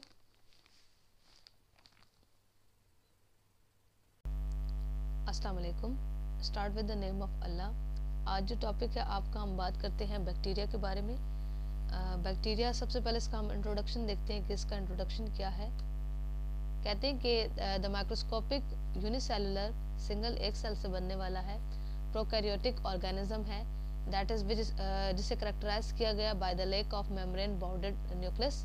मतलब इसके अंदर जो न्यूक्लियस मौजूद है, जो इसके अंदर न्यूक्लियस मौजूद नहीं है, तो मतलब इसका मतलब यही है कि उसके अंदर किसी भी किस्म की कोई भी मेम्ब्रेन जो है वो उसके अंदर वो बाउंडेड नहीं है, कोई इर्द गिर्द उसके कोई बाउंड्री मौजूद नहीं है। और इसके अलावा मेम्ब्रेन बाउंडेड ऑर्गेनेल्स, इसके अंदर मतलब जितने भी जो हिस्से मौजूद है सेल के अंदर, जो छोटे छोटे जो अपना मुख्तलिफ काम कर रहे हैं, तो कहते हैं उनके इर्द गिर्द भी किसी भी किस्म की कोई भी मेम्ब्रेन जो है वो बाउंडेड, वो कोई भी ऐसी लेयर इनके अंदर आउटसाइड मौजूद नहीं है। इसके बारे में एक और बात ये है कि मैं बता दूं कि बैक्टीरिया को फर्स्ट टाइम जिन्होंने देखा था वो आपके पास से ल्यूवेन हुक, ये इन्होंने फर्स्ट टाइम बैक्टीरिया को डिस्कवर किया था, मतलब कि इन्होंने फर्स्ट टाइम उसको माइक्रोस्कोप में देखा था बैक्टीरिया। अच्छा, इसके अलावा क्लासिफिकेशन की तरफ आते हैं बैक्टीरिया की। बैक्टीरिया के क्लासिफिकेशन के बारे में कहते हैं कि सबसे पहले इसका सेलुलर मॉर्फोलॉजी क्या है। मॉर्फोलॉजी देखिए वो चीज़ होती है कि जब हम on the basis of size, shape, colour, इन तीनों की बेस पर हम जब किसी भी चीज़ के बारे में कोई भी अपनी राय देते हैं, हम उसको इंडिकेट करते हैं, पहचानते हैं, उसके ऊपर बात करते हैं, सिंपली ये आपके पास मॉर्फोलॉजी है। अब ये वो जनरल अपीयरेंस है किसी भी इंडिविजुअल सेल की, जब आप उसे देखते हो एक ब्राइट फील्ड के अंदर, एक मतलब उसके लाइट के अंदर, एक कंपाउंड माइक्रोस्कोप में, तो ये उसकी सेलुलर मॉर्फोलॉजी होगी। ये याद रखें कि जब भी हम माइक्रोस्कोपी करते हैं तो बैक्टीरिया की हमें 3 तरह की शेप्स नज़र आती हैं। एक हमारे पास है कोकस, स्फेरिकल, ये राउंड होती है, आपके पास गोल भी हो सकती है, और या आपके पास गोल के अलावा ओवल शेप जैसे अंडे की शक्ल का होता है, इस तरह की भी हो सकती है। सेकंड है बेसिलाई, इसे हम कहते हैं रॉड लाइक, ये आपके पास छोटे छोटे कैप्सूल की तरह के होते हैं। और स्पाइरल्स, विंडिंग लाइक, ये आपके पास है स्प्रिंग की तरह के। तो ये तीनों बेसिक शेप्स हैं, लेकिन इसके अलावा भी एक और आपके पास शेप आपको नज़र इसमें आ सकती है। नेक्स्ट हम उस पर बात करते हैं फिर इसमें। अब फर्स्ट ऑफ ऑल आपके पास कोकाई क्या है। कहते हैं ये आपके पास राउंड है और ओवल इन शेप है। सिंगुलर अगर हो तो हम उसे कोकस कहते हैं।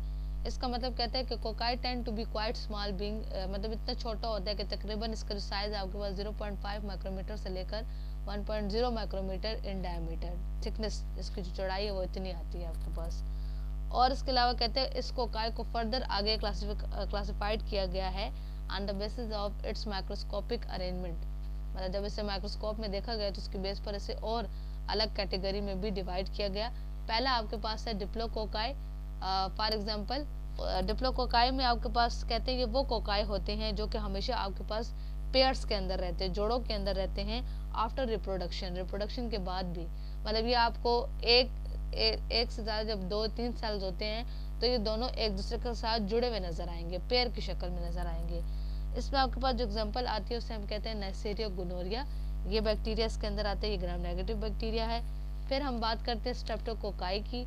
इसमें कहता है कि ये वो कोकाई होंगे जो कि हमेशा अपने आप को चेन्स की शक्ल में रखेंगे, चेन की फॉर्म में, मतलब 1 2 3 4 5 6 जितने भी सेल्स हैं कोकाई वाले, वो अब स्ट्रेट जा रहे हैं, आगे पीछे जा रहे हैं, जिस तरह भी जा रहे हैं, लेकिन वो एक चेन की शक्ल में जाएंगे। इसमें आपके पास एग्जांपल आती है स्ट्रेप्टोकोकस फायोजेंस की। ये भी आपके पास क्या है, ग्राम पॉजिटिव है, स्किन इन्फेक्शन काज करता है मुख्तलिफ। और लास्ट हम बात करते हैं स्टेफेलोकोकाई की। स्टेफेलोकोकाई कहते हैं ये वो कोकाई होते हैं जो कि अपने आप को डिवाइड करते रहते हैं, तकसीम करते रहते हैं रैंडमली, मुसलसल, और ये बनाते हैं इर्रेगुलर शेप लाइक ग्रेप्स की तरह की इर्रेगुलर ये शक्ल बनाते रहते हैं। लाइक क्लस्टर ऑफ सेल्स, मतलब कि सेल का एक हजूम बन जाता है। मतलब इसमें जब सेल की अपनी जो है वो डिवीजन करता है, तकसीम करता है, तो इर्रेगुलर फॉर्म में वो सेल्स एक स्ट्रक्चर बना देते हैं अपना। इसे हम कहते हैं स्टेफेलोकोकस। फॉर एग्जांपल इसमें आपके पास आती है स्टेफेलोकोकस ओरियस की एग्जांपल। ये भी आपके पास क्या है, ये भी आपके पास ग्राम नेगेटिव है, और ये भी मुख्तलिफ रिस्पायरेटरी इन्फेक्शंस के अंदर इन्वॉल्व होता है, रिस्पायरेटरी ट्रैक इन्फेक्शंस के अंदर इन्वॉल्व है। यहाँ पर हमने इसमें बात कर ली। अच्छा, एक और लास्ट में मैं बता दूं आपको, ये तो हम बात कर रहे हैं ना कोकाई, बेसिलाई और स्पाइरल फॉर्म्स की। एक और फॉर्म भी होती है जिसे हम कहते हैं कोकोबेसिलाई। कोकोबेसिलाई इस तरह की होती है कि उसमें इस तरह होता है कि आपके पास ये जो राउंड शेप वाले हैं और जो कैप्सूल शेप वाले हैं, ये अक्सर बिल्कुल सेम भी नजर, एक दूसरे के साथ कंबाइन भी नजर आते हैं, तो फिर उसे हम कहते हैं कोकोबेसिलाई, शॉर्ट रॉड्स उन्हें कहा जाता है।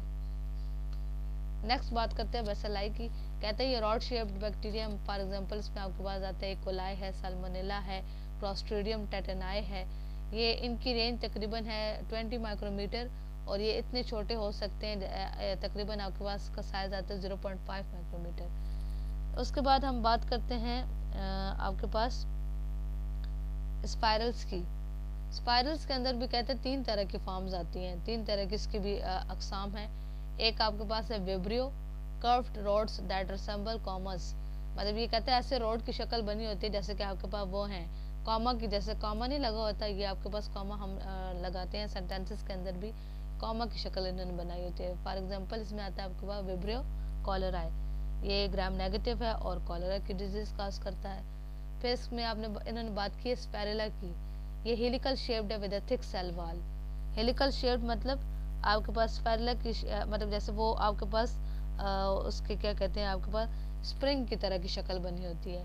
फॉर एग्जांपल इसमें आपके पास आता है स्पैरेलम वोलेटन, ये आपके पास ग्राम नेगेटिव है, मुख्तलिफ इन्फेक्शन में ये भी इन्वॉल्व होता है। लास्ट में हम बात करते हैं स्पायरोकाइड्स की। ये स्पाइरल शेप्ड है विद थिन सेल वॉल, एक पतली सेल वॉल, इसकी जो सेल वॉल होती है वो बड़ी थिन होती है। इसमें आपके पास आता है ट्रैपोनिमा पैलिडम। स्पायरोकाइड्स की शक्ल ऐसे बनी होती है जैसे वो आपके पास हेलिकल स्प्रिंग्स नहीं होते जिनके साथ हम किसी चीज को अटैच कर देते हैं, उस तरह की इनकी शेप जो वो बनी होती है।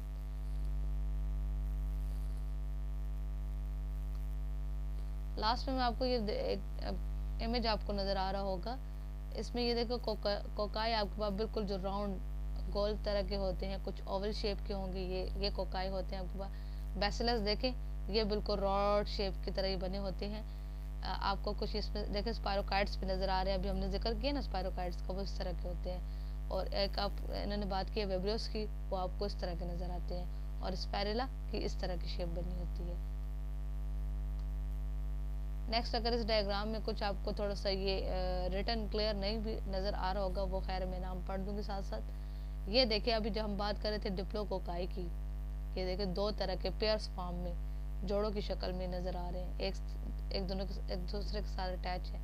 फिर वो जो आपको चेन की शक्ल में नज़र आ रहे थे, जो हमने बात की थी किसकी, स्ट्रेप्टोकोकाई की, ये होते हैं इस तरह चेन की फॉर्म में। फिर आपके पास देखिए इन्होंने बताया वो चेन ऑफ बेसिलाई की भी चेन बनी हुई है, ये रॉड की तरह बने हुए चेन की फॉर्म में। वेब्रियो कॉलरा, इसकी शेप बताइए स्पाइरल्स में। फिर इसी तरीके से देखिए हमने बात की थी स्टेफेलोकोकस में कि वो ग्रेप्स की तरह के क्लस्टर बना देते सेल्स का, ये देखिए इस तरह के इर्रेगुलर शेप बनाते हैं, ये भी आपके पास इर्रेगुलर शेप है। ये आपके पास रॉड्स है सारे, ये भी रॉड्स है। ये आपके पास स्पाइरेला है, ये आपके पास स्पायरोकाइड्स हैं। तो ये तमाम वो शेप्स जिनकी मैं बात करी थी वो आपको इमेज में भी नज़र आ गए। इस तरह के और भी आपको मुख्तलिफ शेप्स के आपको नज़र आएंगे। बेसिकली हमारे पास बैक्टीरिया की यही शेप्स होती है, जब भी हम माइक्रोस्कोपी करते हैं तो हमें ये बैक्टीरिया इसी तरह के नज़र आते हैं। अब इसमें जो पॉइंट आपको क्लियर नहीं है आप फिर इसमें क्वेश्चंस करना है। Thank you.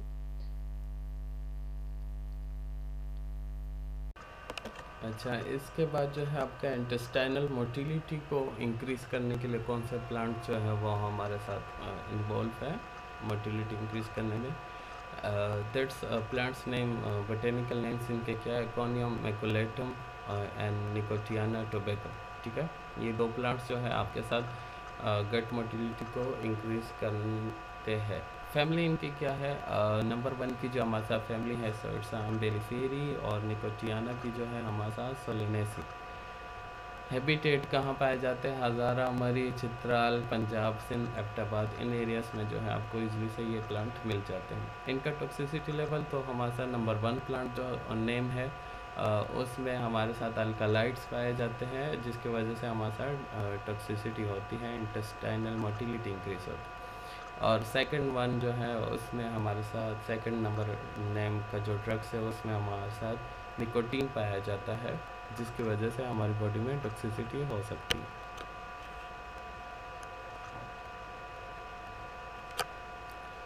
अच्छा, अब सिम्टम्स क्या होंगे, सबसे पहले तो गट मोटिलिटीज़ को इंक्रीज़ करता है। Second one paralysis of spinal cord, spinal cord पर पैरालिसिस हो सकता है, जिसकी वजह से वो आपके जो है प्रॉपरली स्टिमुलाई को पास नहीं कर सकता। ड्राउजीनेस होता है, सीएनएस पर इफेक्ट कर रहा है तो हमारे साथ जो है वो वनुदगी वगैरह आने लगती है, स्लीपी स्टेट हो जाता है आपका। रिस्पायरेटरी डिप्रेशन, आपको जो है सांस लेने में जो है वो दुश्वारी हो सकती है, प्लस डायरिया भी हो सकता है।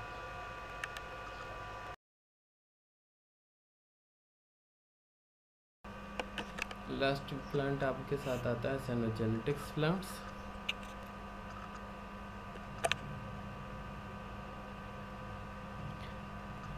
साइनोजेनेटिक प्लांट्स जो है that's are the chemical botanical name जो है इसका क्या है, मैनीहॉट एस्क्लोएंटा, ठीक है। फैमिली इसकी क्या है, फोरबाएसी। हैबिटेट कहाँ पे पाए जाते हैं, आपके नॉर्थर्न इंडिया के जो फॉरेस्ट है वहाँ पर आपको इजली से मिल सकते हैं। टॉक्सिसिटी लेवल पर जो इसका इंग्रेडिएंट आपके साथ पाया जाता है प्लांट के अंदर, सो इट्स अ साइनोजेनोसाइड्स, इसी वजह से इसे जो है हम साइनोजेनेटिक प्लांट कहते हैं, ठीक है। सिम्टम्स इसके क्या है, कन्वुल्जन्स होंगी आपके साथ, मस्कुलर वीकनेस आपके साथ आने लगती है, सही है। आपके जो है लिवर डैमेज कर सकता है एंड प्लस आपके साथ वॉमिट। नेक्स्ट आपके साथ पॉइजनस प्लांट्स में हमारे साथ जो है सीवियस डिस्टर्बेंस पर मींस कार्डियोवास्कुलर सिस्टम्स पर हमारे साथ जो है कुछ ड्रग्स इफ़ेक्ट करते हैं, टॉक्सिसिटी क्रिएट करते हैं, आपके कार्डियोवास्कुलर सिस्टम को जो है वो डिस्टर्ब किया जाता है, आपकी हार्ट बीट पर, रिदम जो है नॉर्मली उन पर जो है वो असरअंदाज होते हैं।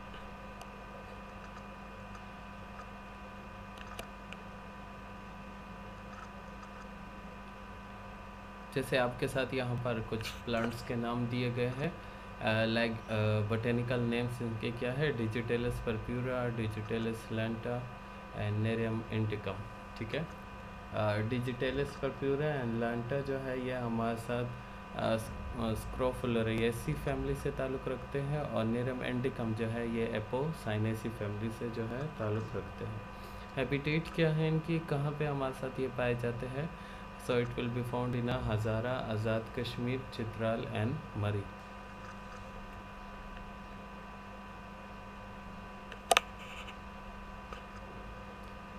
अच्छा, अब इसमें जो है टॉक्सिकोलॉजी मतलब जो जिस वजह से हमारे साथ जो है हमारे सीवीएस की डिस्टर्बेंस होती है वो कौन से इंग्रेडिएंट है, so it's a digitoxin and digoxin and gitoxin, ठीक है। और इसके अलावा जो है नेरोडीन जो है ये भी हमारे साथ जो है पाया जाता है आपके थर्ड वन ड्रग नेरियम इंडिकम में। सिम्टम्स क्या होंगे जब हम इसे लेंगे, तो ये जो इंग्रेडिएंट्स है जो टॉक्सिसिटी क्रिएट्स कर रहे हैं ये क्या करेंगे, ये that's will be causes hypertensions, chest pain, vomiting, increase pulse rate, fatigue, cardiac arrhythmia, shortness of breath, drowsiness, tachycardia. क्या क्या होगा आपके साथ, आपका जो है बीपी लेवल भी इंक्रीज हो सकता है, आपको बहुत ज़्यादा हार्ट बीट जो है नॉर्मल तेज़ या कम होने की वजह से जो है आपको चेस्ट पेन भी प्रोड्यूस हो सकता है। इसके साथ साथ जो है आपका ब्लड जो प्रॉपरली आपकी बॉडी में नहीं सर्कुलेट होगा, तो इस सूरत में आपको वॉमिट्स वगैरह भी आ सकते हैं। आपका जो है पल्स रेट जो है वो भी इंक्रीज़ हो सकता है, बिकॉज आपके साथ जो है टैकीकार्डिया हो रहा है। इसके अलावा आपको फेटिक थकावट टाइप जो है वो भी फील होगी, कार्डियक एरिथमिया होगा, हार्ट बीट जो है वो नॉर्मली नहीं रहती, शॉर्टनेस ऑफ ब्रेथ, सांस लेने में भी जो है आपको दुश्वारियाँ पेश आती है, ड्राउजीनेस, सर चकराता है because of the blood circulation properly नहीं हो रही, जिसकी वजह से ये सारे सिस्टम आपके एबनॉर्मल्स हो रहे हैं, हार्ट आपका। अब इसके बाद आता है आपके साथ सीएनएस डिस्टर्बेंस। सीएनएस को कौन से ड्रग्स प्लांट्स जो है वो डिस्टर्ब कर सकते हैं, ठीक है। आपके सेंट्रल नर्वस सिस्टम्स की बात हो रही है, मींस आपके ब्रेन की बात हो रही है, आपके स्पाइनल कॉर्ड की बात हो रही है, जो कि आपकी पूरी बॉडी को जो है स्टिमुलाई पहुंचाता है, पूरी बॉडी को जो है वो सिग्नल पास करता है into a peripheral nervous system, ठीक है। तो उसको आपका सीएनएस कौन से प्लांट जो है वो डिस्टर्ब कर सकते हैं। सो इट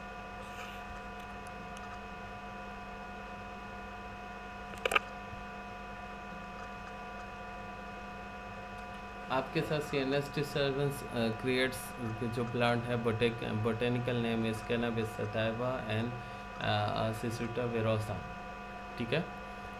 इसकी जो फैमिलीज है तो हमारे साथ कैनाबिनेसी एंड अम्बेलिफेरी फैमिली जो है, ये दो फैमिली होती है। कैनाबिस सटाइवा जो है वो हमारे साथ कैनाबिनेसी फैमिली से ताल्लुक़ रखता है, और सिसुटा वेरोसा जो है ये हमारे साथ अम्बेलिफेरी फैमिली से ताल्लुक़ रखता है। हैबिटेट इसके क्या है, कहाँ पे हमारे साथ पाए जाते हैं, आपको KPKM में, पंजाब में एंड आज़ाद कश्मीर में इजली से मिल सकते हैं।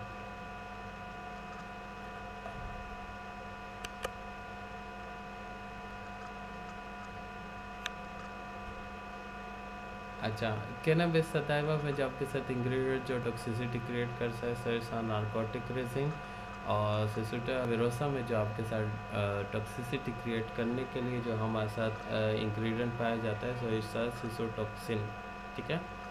इनके सिम्टम्स क्या आएंगे आपके जो आपका सीएनएस को डिस्टर्ब कर रहा है, so it's will be the shrinkage of the mouth, dryness of mouth, tremors, basis, depression, constipation, respiratory depression, increase salivation, dry cough and vomiting.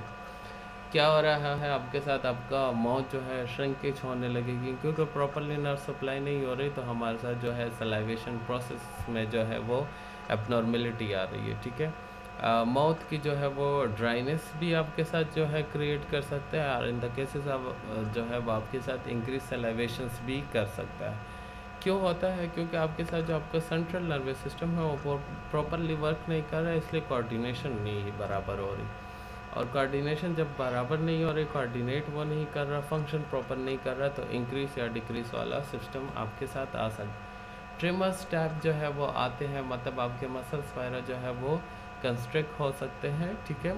झटके टाइप जो होते हैं वो भी आपको फील, क्योंकि नर्व एंड मसल्स के बीच में जो न्यूरोमस्कुलर जंक्शंस है वो प्रॉपरली काम नहीं कर रहा। डिप्रेशंस भी हो सकता है, इसके अलावा कंस्टिपेशन, आपकी गट मोटिलिटी जो है वो भी रुक सकती है, ठीक है। रिस्पायरेटरी डिप्रेशन, आपके लंग्स जो है वो प्रॉपरली सिग्नल जो है उन्हें मिल नहीं रहे, इस वजह से वो प्रॉपरली जो है इनहेल या एक्सेल नहीं कर सकते। इसके अलावा जो है इंक्रीज सलाइवेशन ये भी हो चुका है, एंड द ड्राई कफ, आपको जो है प्रोडी डिप्रेशंस हो रही है रिस्पायरेटरी की, तो कफिंग प्रोसेस। अस्सलाम वालेकुम। Start with the name of Allah. जैसे कि हम सेल के बारे में डिस्कशन कर रहे थे, प्रोकैरियोटिक एंड यूकैरियोटिक सेल के बारे में।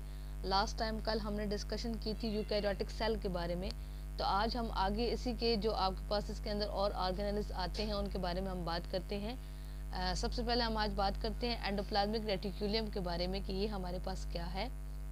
एंडोप्लाज्मिक रेटिक्यूलम के बारे में सबसे पहले इसका इंट्रोडक्शन देख लेते हैं कि क्या है हमारे पास। इसके बारे में मैं ये बता दूं आपको कि ये मोस्टली हमें पूरे सेल के अंदर ही नज़र आएगा, लेकिन ज़्यादातर जो ये हमारे पास इसकी जो ओरिजिनेशन है ये कहाँ से निकलता है, वो न्यूक्लियस के करीब से निकलता है, और पूरे साइटोप्लाज्म को ये कवर करता है, यहाँ तक कि सेल मेम्ब्रेन को भी। और इसके अलावा ये एक इंटरकनेक्टेड नेटवर्क बना होता है इसका, of flattened membrane enclosed, membrane के अंदर क्लोज्ड बिल्कुल फ्लैटेंड जाल की तरह का इनके अंदर एक ट्यूबुलर स्ट्रक्चर होता है, ट्यूब की तरह का। और इसके अलावा कुछ एंडोप्लाज्मिक रेटिक्यूलम के अंदर ये फोल्ड्स बनाते हैं। फोल्ड्स का मतलब जब बिल्कुल जो तहें जो लेयर्स बनी होती हैं वो एक दूसरे के साथ उन्होंने फोल्ड्स बनाए हों, एक दूसरे के साथ फोल्ड्स बनाकर इंटरकनेक्टेड हो, वो ट्यूबुलर स्ट्रक्चर नहीं होगा, फिर ट्यूब की तरह का नहीं होता। मतलब उसमें जैसे आपके पास क्या कहते हैं उसको, हम इसके एग्जांपल ऐसे ले लें, जैसे आपके पास शीट्स हैं, ठीक है ना। जब शीट्स को हम फोल्ड करते हैं ना, फोल्ड कवर किया जाए, फोल्ड से मुराद मतलब जब उनको अंदर की तरफ इन्वर्ट फोल्ड करके जब हम वो उनको इस तरीके से रखा जाता है। या आप इसकी मिसाल ऐसे ले लें, जैसे आप स्ट्रिंग है, स्ट्रिंग मतलब कि वो जो वायर होती है, वायर को अगर आप क्या, पतली वाली वायर ना जिसके अंदर थोड़ी सी लचक हो, उस वायर को अगर आप फोल्ड करके जब आप लोग रख दें, कुछ मतलब उसकी लेयर जो बिल्कुल सीधी रहे, कुछ जो आपको वो अंदर की तरफ फोल्ड्स बने हुए नजर आए, तो इनका स्ट्रक्चर बिल्कुल इस तरह होता है। हमारे पास में कहते हैं कि टू काइंड्स है इसकी, एंडोप्लाज्मिक रेटिकुलम की दो अकसाम हैं। एक को हम कहते हैं रफ एंडोप्लाज्मिक रेटिकुलम और एक को हम कहते हैं स्मूथ एंडोप्लाज्मिक रेटिकुलम। रफ के बारे में ये बात करें कि it originates from the nucleus, मतलब ज़्यादा कहते हैं इसकी डेंसिटी जो है वो हायर होती है इस न्यूक्लियस के करीब, बाकी इसके अलावा तमाम सेल के अंदर ये मौजूद है। And x tends in a continuous network, और यहाँ तक कि अपना जो ये इसका जो मतलब ओरिजिनेट होने का जो तमाम आगे जो प्रोसीजर है, कहाँ से निकल रहा है हमारे पास, पूरे साइटोप्लाज्म को ये कवर कर रहा है, even to the cell membrane, यहाँ तक के सेल मेम्ब्रेन को भी ये कवर कर लेता है। इसके बाद नेक्स्ट हम बात करते हैं कि फंक्शंस क्या है हमारे पास, काम क्या है इसका। तो रफ एंडोप्लाज्मिक रेटिकुलम के बारे में यही बात करें, कहते हैं कि ये रफ क्यों है, क्यों, because of the large numbers of ribosome partially attached to its membrane, क्यों, क्योंकि उनकी सतह के ऊपर, उनकी सरफेस, उनकी मेम्ब्रेन के ऊपर हमारे पास कुछ राइबोसोम्स के जो पार्टिकल्स होते हैं वो ऊपर जो क्या होते हैं उसके साथ अटैच होते हैं, लगे होते हैं। और ये जो राइबोसोम्स होते हैं ये किस लिए रिस्पॉन्सिबल होते हैं, किस लिए जिम्मेदार हैं, ये प्रोटीन को बनाने के लिए। तो इसका मतलब ये हो गया कि हमारे पास जो रफ एंडोप्लाज्मिक रेटिकुलम है वो प्रोटीन की पैकेजिंग में, उसकी मॉडिफिकेशन में, उसको बनाने में मदद करता है। आगे सेल जैसे कि ट्रांसलेशन का अमल होता है, उसमें वो तमाम सेल को मदद करेगा कि वो आया अपने लिए क्या करे, प्रोटीन बनाने की, प्रोटीन बना सके वो अपने लिए। उसके बाद हम बात करते हैं स्मूथ एंडोप्लाज्मिक रेटिकुलम की। तो आप देखिए इससे पहले उसमें मैंने बात की थी रफ में कि वो आपको फोल्ड्स बने हुए नजर आएंगे, ट्यूबुलर फोल्ड्स होंगे वो, ठीक है। और मतलब उसमें वो बिल्कुल आपको सीधा इस तरीके से, जैसे हम लंबी लंबी ट्यूब्स को रख देते हैं ना, उस तरीके से उनका एक स्ट्रक्चर नहीं बना होगा। ये बिल्कुल ऐसे जैसे आप लोग शीट्स को रख देते हैं, लंबी लंबी शीट्स को, या मैंने मिसाल दी कि वायर को अगर हम फोल्ड करते हैं तो वैसा। माइटोकॉन्ड्रिया के बारे में ये कहा जाता है कि that it is also called the power house of the cell. इसका फंक्शन ये है, हमारे पास क्या करते हैं, हमारे पास एनर्जी को सप्लाई करता है। रेस्पिरेशन प्रोसेस, इसके बारे में कहते हैं in the cristae inner membrane extracts energy, मतलब कि इसके अंदर भी फोल्ड्स बने होते हैं, जो इसका अंदर का जो अंदरूनी सतह है, जो अंदर की मेम्ब्रेन है, उसके अंदर मतलब जिस तरीके का जो स्ट्रक्चर बना होता है वो मेम्ब्रेन सारी फोल्ड्स होती हैं, इनवर्ट फोल्ड्स, जैसे इससे पीछे हमने एंडोप्लाज्मिक रेटिकुलम में डिस्कस किया। तो इनको हम क्रिस्टे कहते हैं। ये क्या करते हैं, एनर्जी को एक्सट्रैक्ट करते हैं, निकालते हैं न्यूट्रन से, जो ग़िज़ा ये लोग ले लेते हैं वो फ्रॉम द न्यूट्रन मॉलिक्यूल से उसको ले लेते हैं। और इसके बाद अच्छा, तो हम माइटोकॉन्ड्रिया के बारे में बात कर रहे थे। तो इसके बारे में कहते हैं कि इसके अंदर वो जो क्रिस्टी जो फोल्ड्स बने होते हैं इसके अंदर मेम्ब्रेन के इनवर्ट्स अंदर की तरफ, तो उनका काम ये होता है वो क्या करते हैं, एनर्जी को ले लेते हैं, एक्सट्रैक्ट कर देते हैं, निकाल